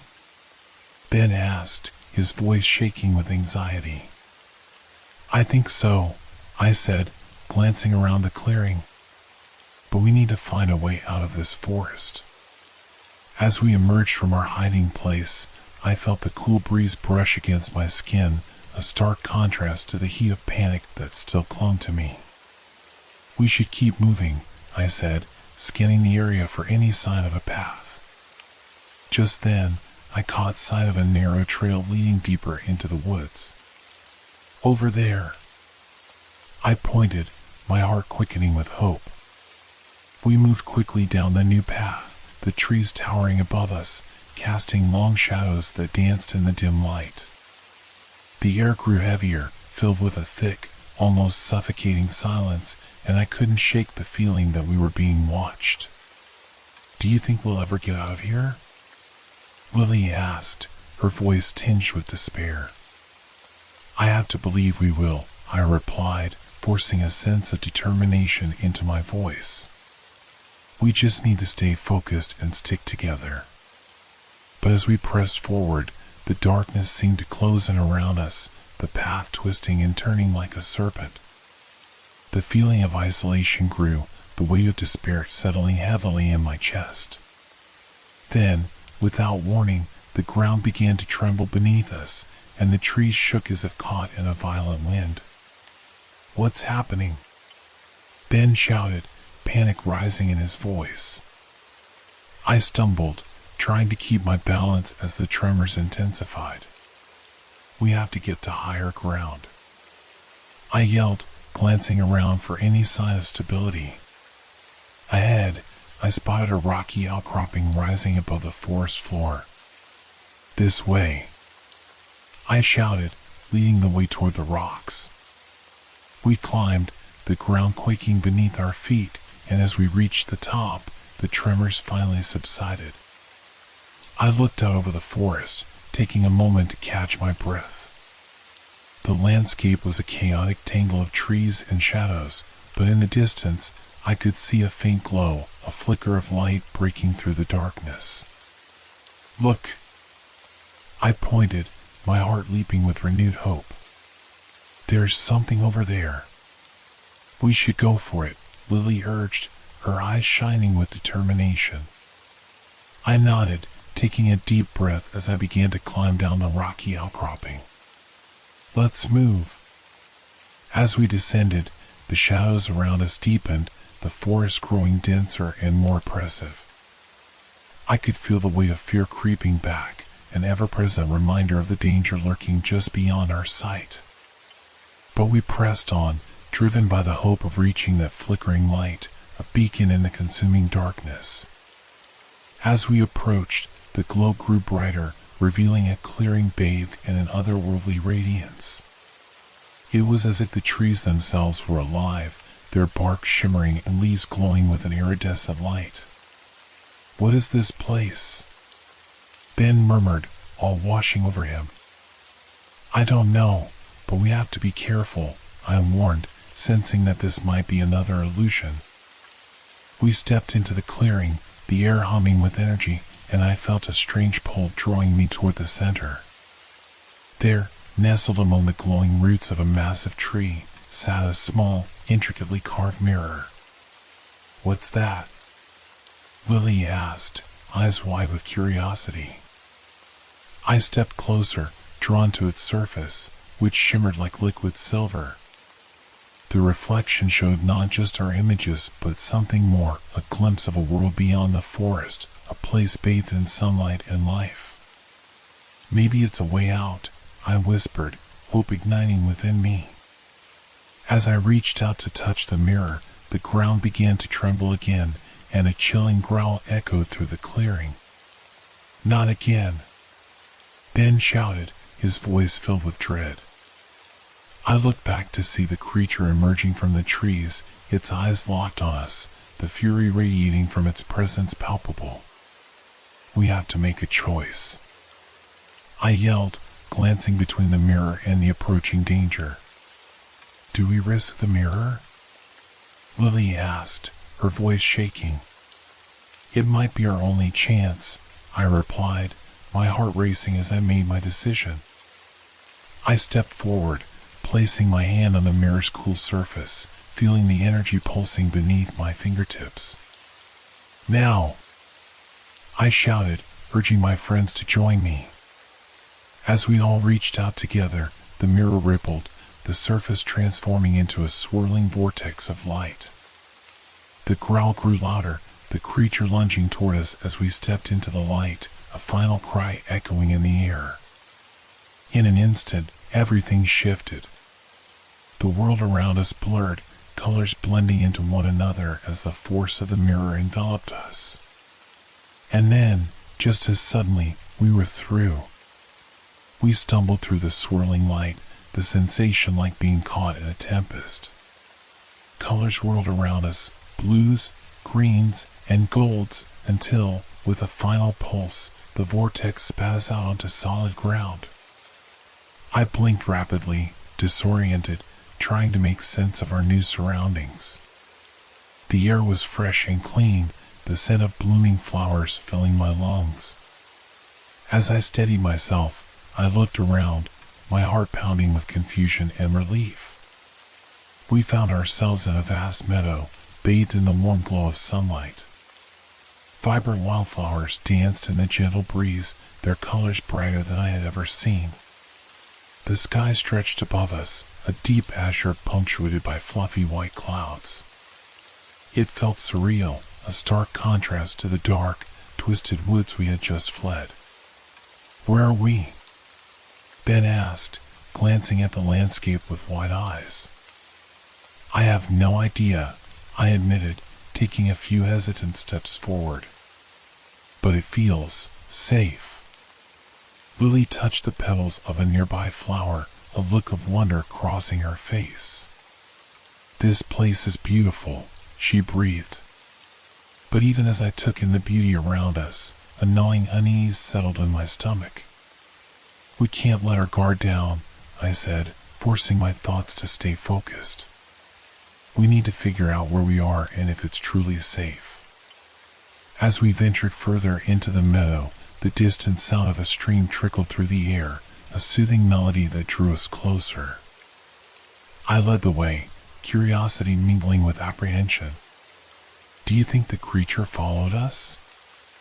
Lily asked, her voice trembling slightly. "I hope not," I replied, scanning the horizon for any signs of danger. "But we should keep moving, just in case." We made our way to the stream, the water sparkling in the sunlight, a gentle cascade of liquid crystal. I knelt by the bank, cupping my hands to drink, the coolness refreshing against my parched throat. "Look!" Ben called out, pointing toward a cluster of trees at the edge of the meadow. A path wound through the trees, dappled sunlight creating a mosaic of light and shadow on the forest floor. "Should we check it out?" I asked, a mix of excitement and fear bubbling within me. "Yeah, let's see where it leads," Ben replied, his earlier fear dissipating as the beauty of our surroundings took hold. We followed the path, the sounds of the stream fading behind us. The trees closed in around us, their trunks thick and gnarled, creating a cathedral-like ambience. Birds chirped overhead, their songs echoing like distant laughter, but a subtle tension clung to the air. As we walked, I couldn't shake the feeling that we were being watched. My instincts screamed for me to be cautious, but the serenity of the meadow had lulled my guard. We emerged from the trees into another clearing, this one much larger, dominated by a towering structure made of intertwined branches and leaves.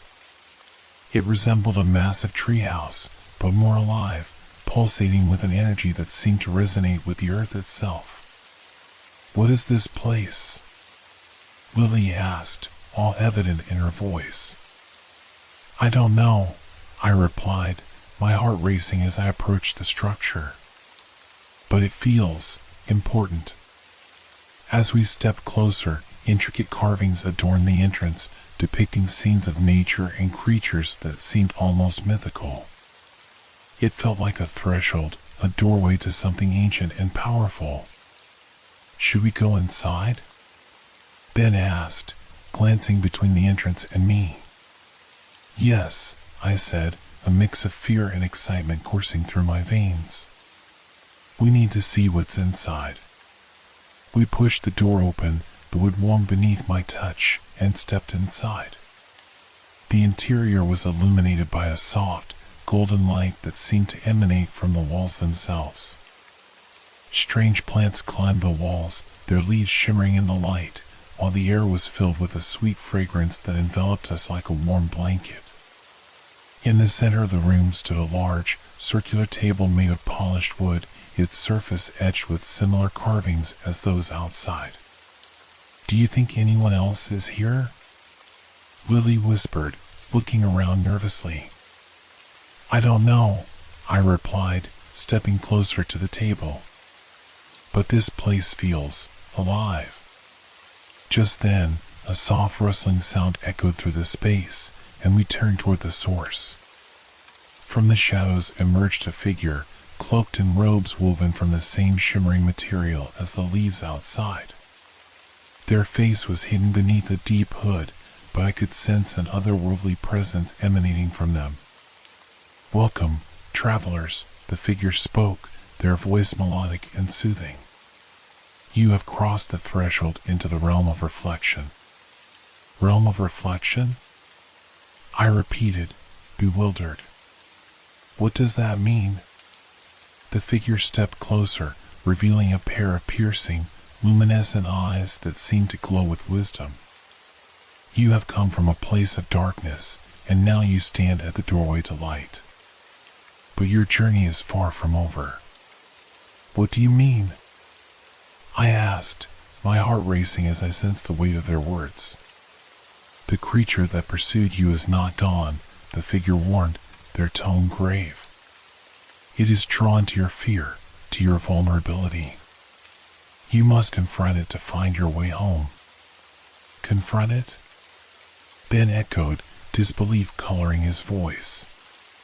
"How do we do that?" "The mirror you touch holds the key," the figure replied, gesturing toward the table. "It can show you what you must face, but you must be prepared. This realm reflects not just the world around you, but the depths of your own souls." A chill ran down my spine as I considered their words. "What does that mean?"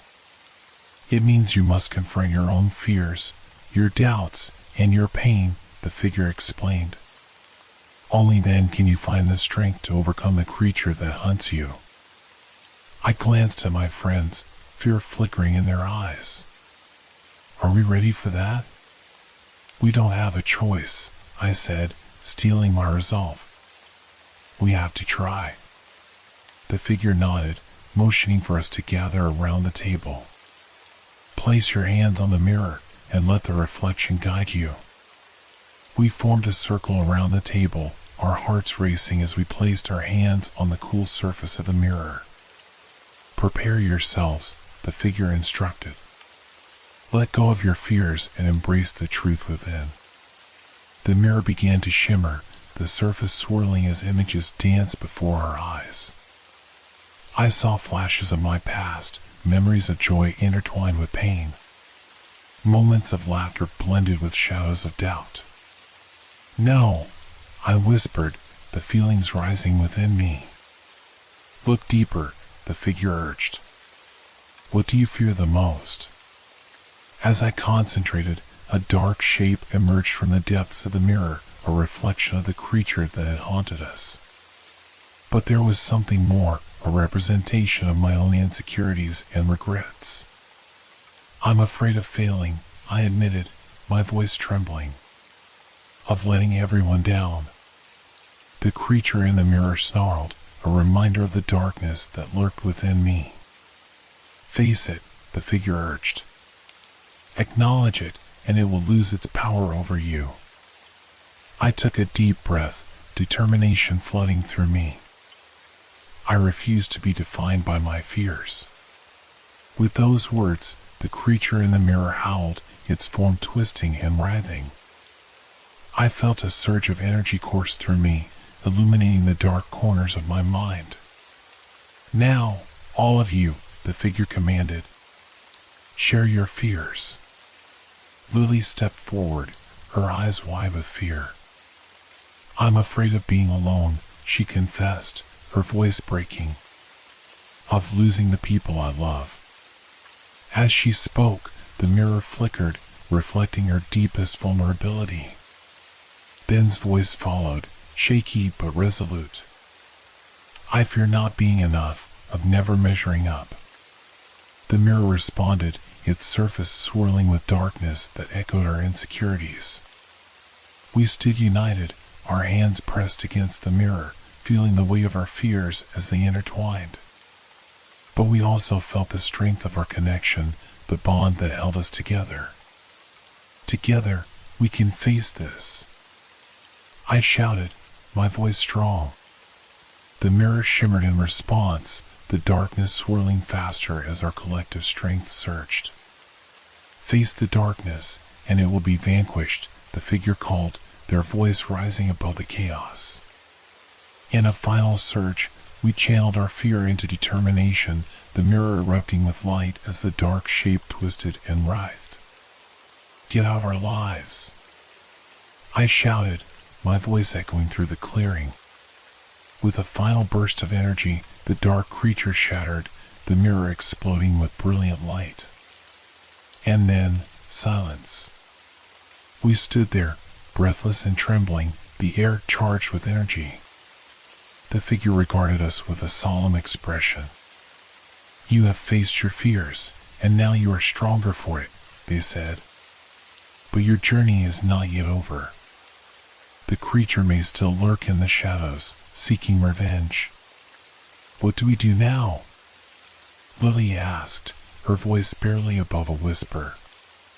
You must be vigilant, the figure warned. Your bond will be your greatest weapon, but it will also be tested. Trust in each other, and you may yet find your way home. With that, the figure stepped back into the shadows, leaving us alone in the illuminated space. I took a deep breath, the weight of what we had just experienced settling over us. We can do this, I said, my voice steadier than before. We've faced the darkness, and we're still here. Ben nodded, his expression resolute. Let's find a way out of this place. Together, we turned back toward the entrance, the path ahead uncertain, but our resolve unwavering. As we stepped out of the glowing structure, the sunlight enveloped us, a comforting embrace after the weight of our revelations.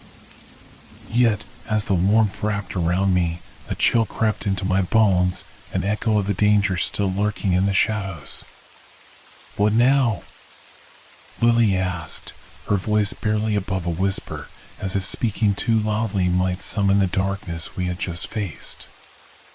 I scanned the meadow, searching for any signs of the creature that had pursued us through the woods. We need to figure out how to get back home, I replied, my mind racing with possibilities. But we have to be careful. The creature won't give up easily.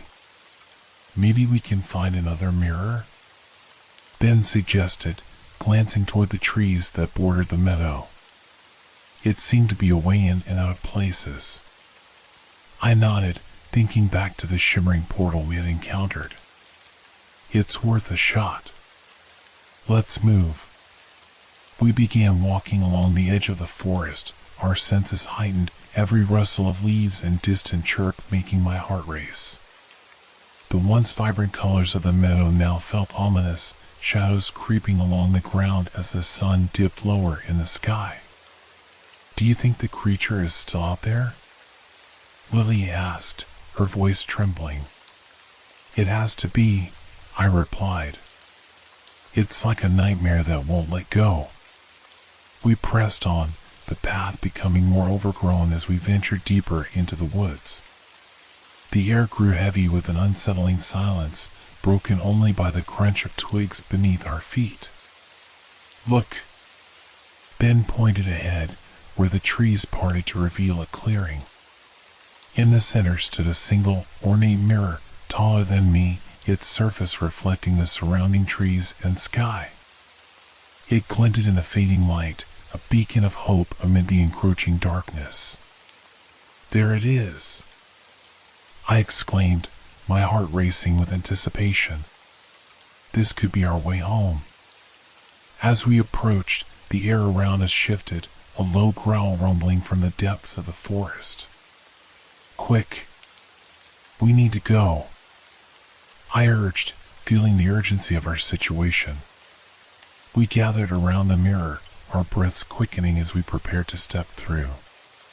But before we could touch the surface, the creature emerged from the shadows, a mass of fur and rage, eyes glowing with an insatiable hunger. No! I shouted, instinctively pushing Lily and Ben behind me. The creature lunged, its jaws snapping just inches from my face. I stumbled back, but Ben grabbed my arm, pulling me away from the danger. We have to get to the mirror, he yelled, his voice cutting through the fear. "Run," I commanded, adrenaline pumping through my veins as we dashed toward the mirror. We reached the reflective surface, my heart racing as I placed my hands against the cool glass. I could feel the energy pulsing beneath, urging me forward. But the creature wasn't far behind. It roared, the sound echoing through the clearing, a chilling reminder of the danger we faced. "Now! Together!" I shouted, urging my friends to join me.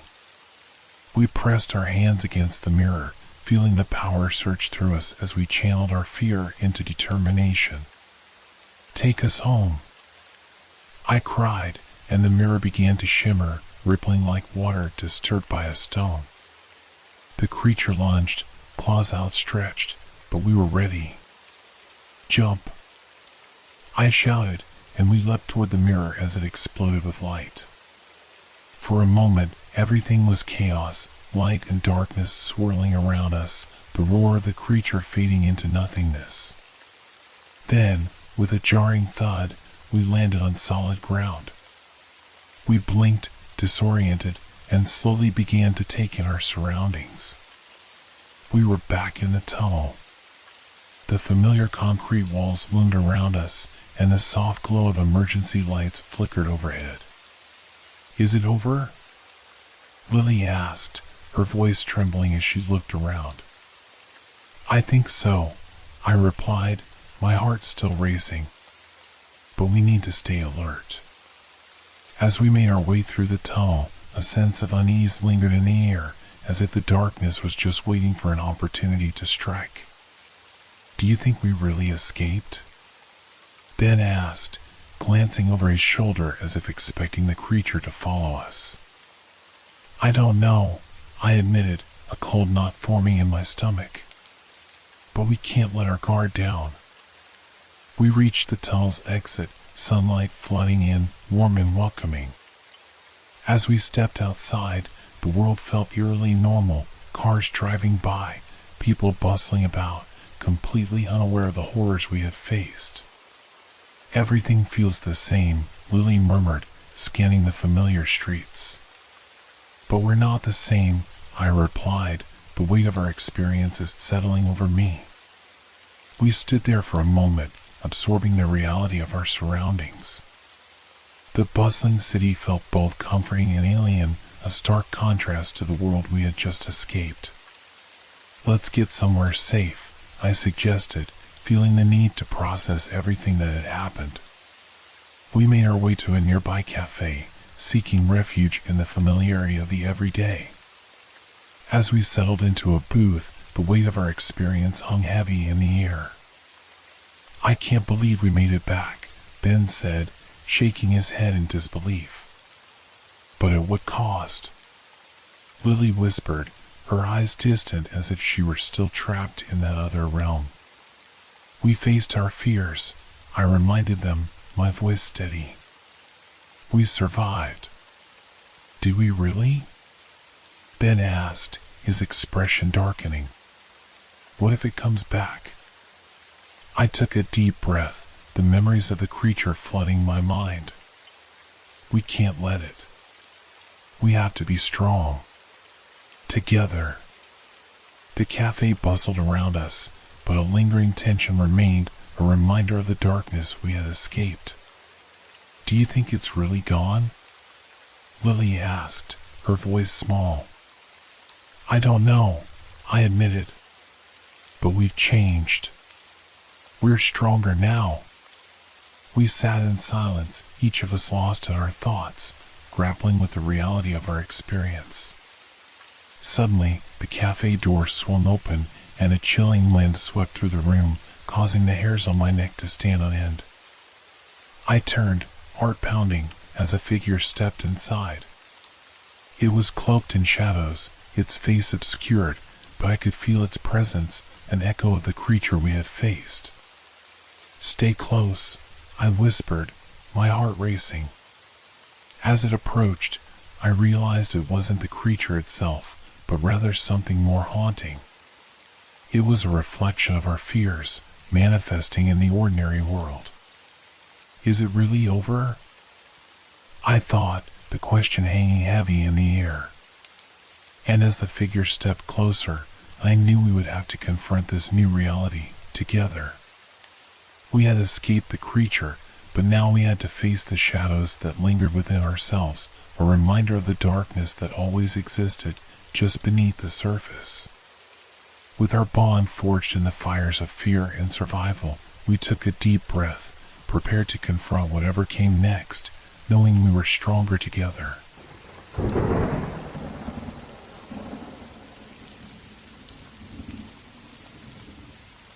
Hope your dreams are filled with fear. Good night.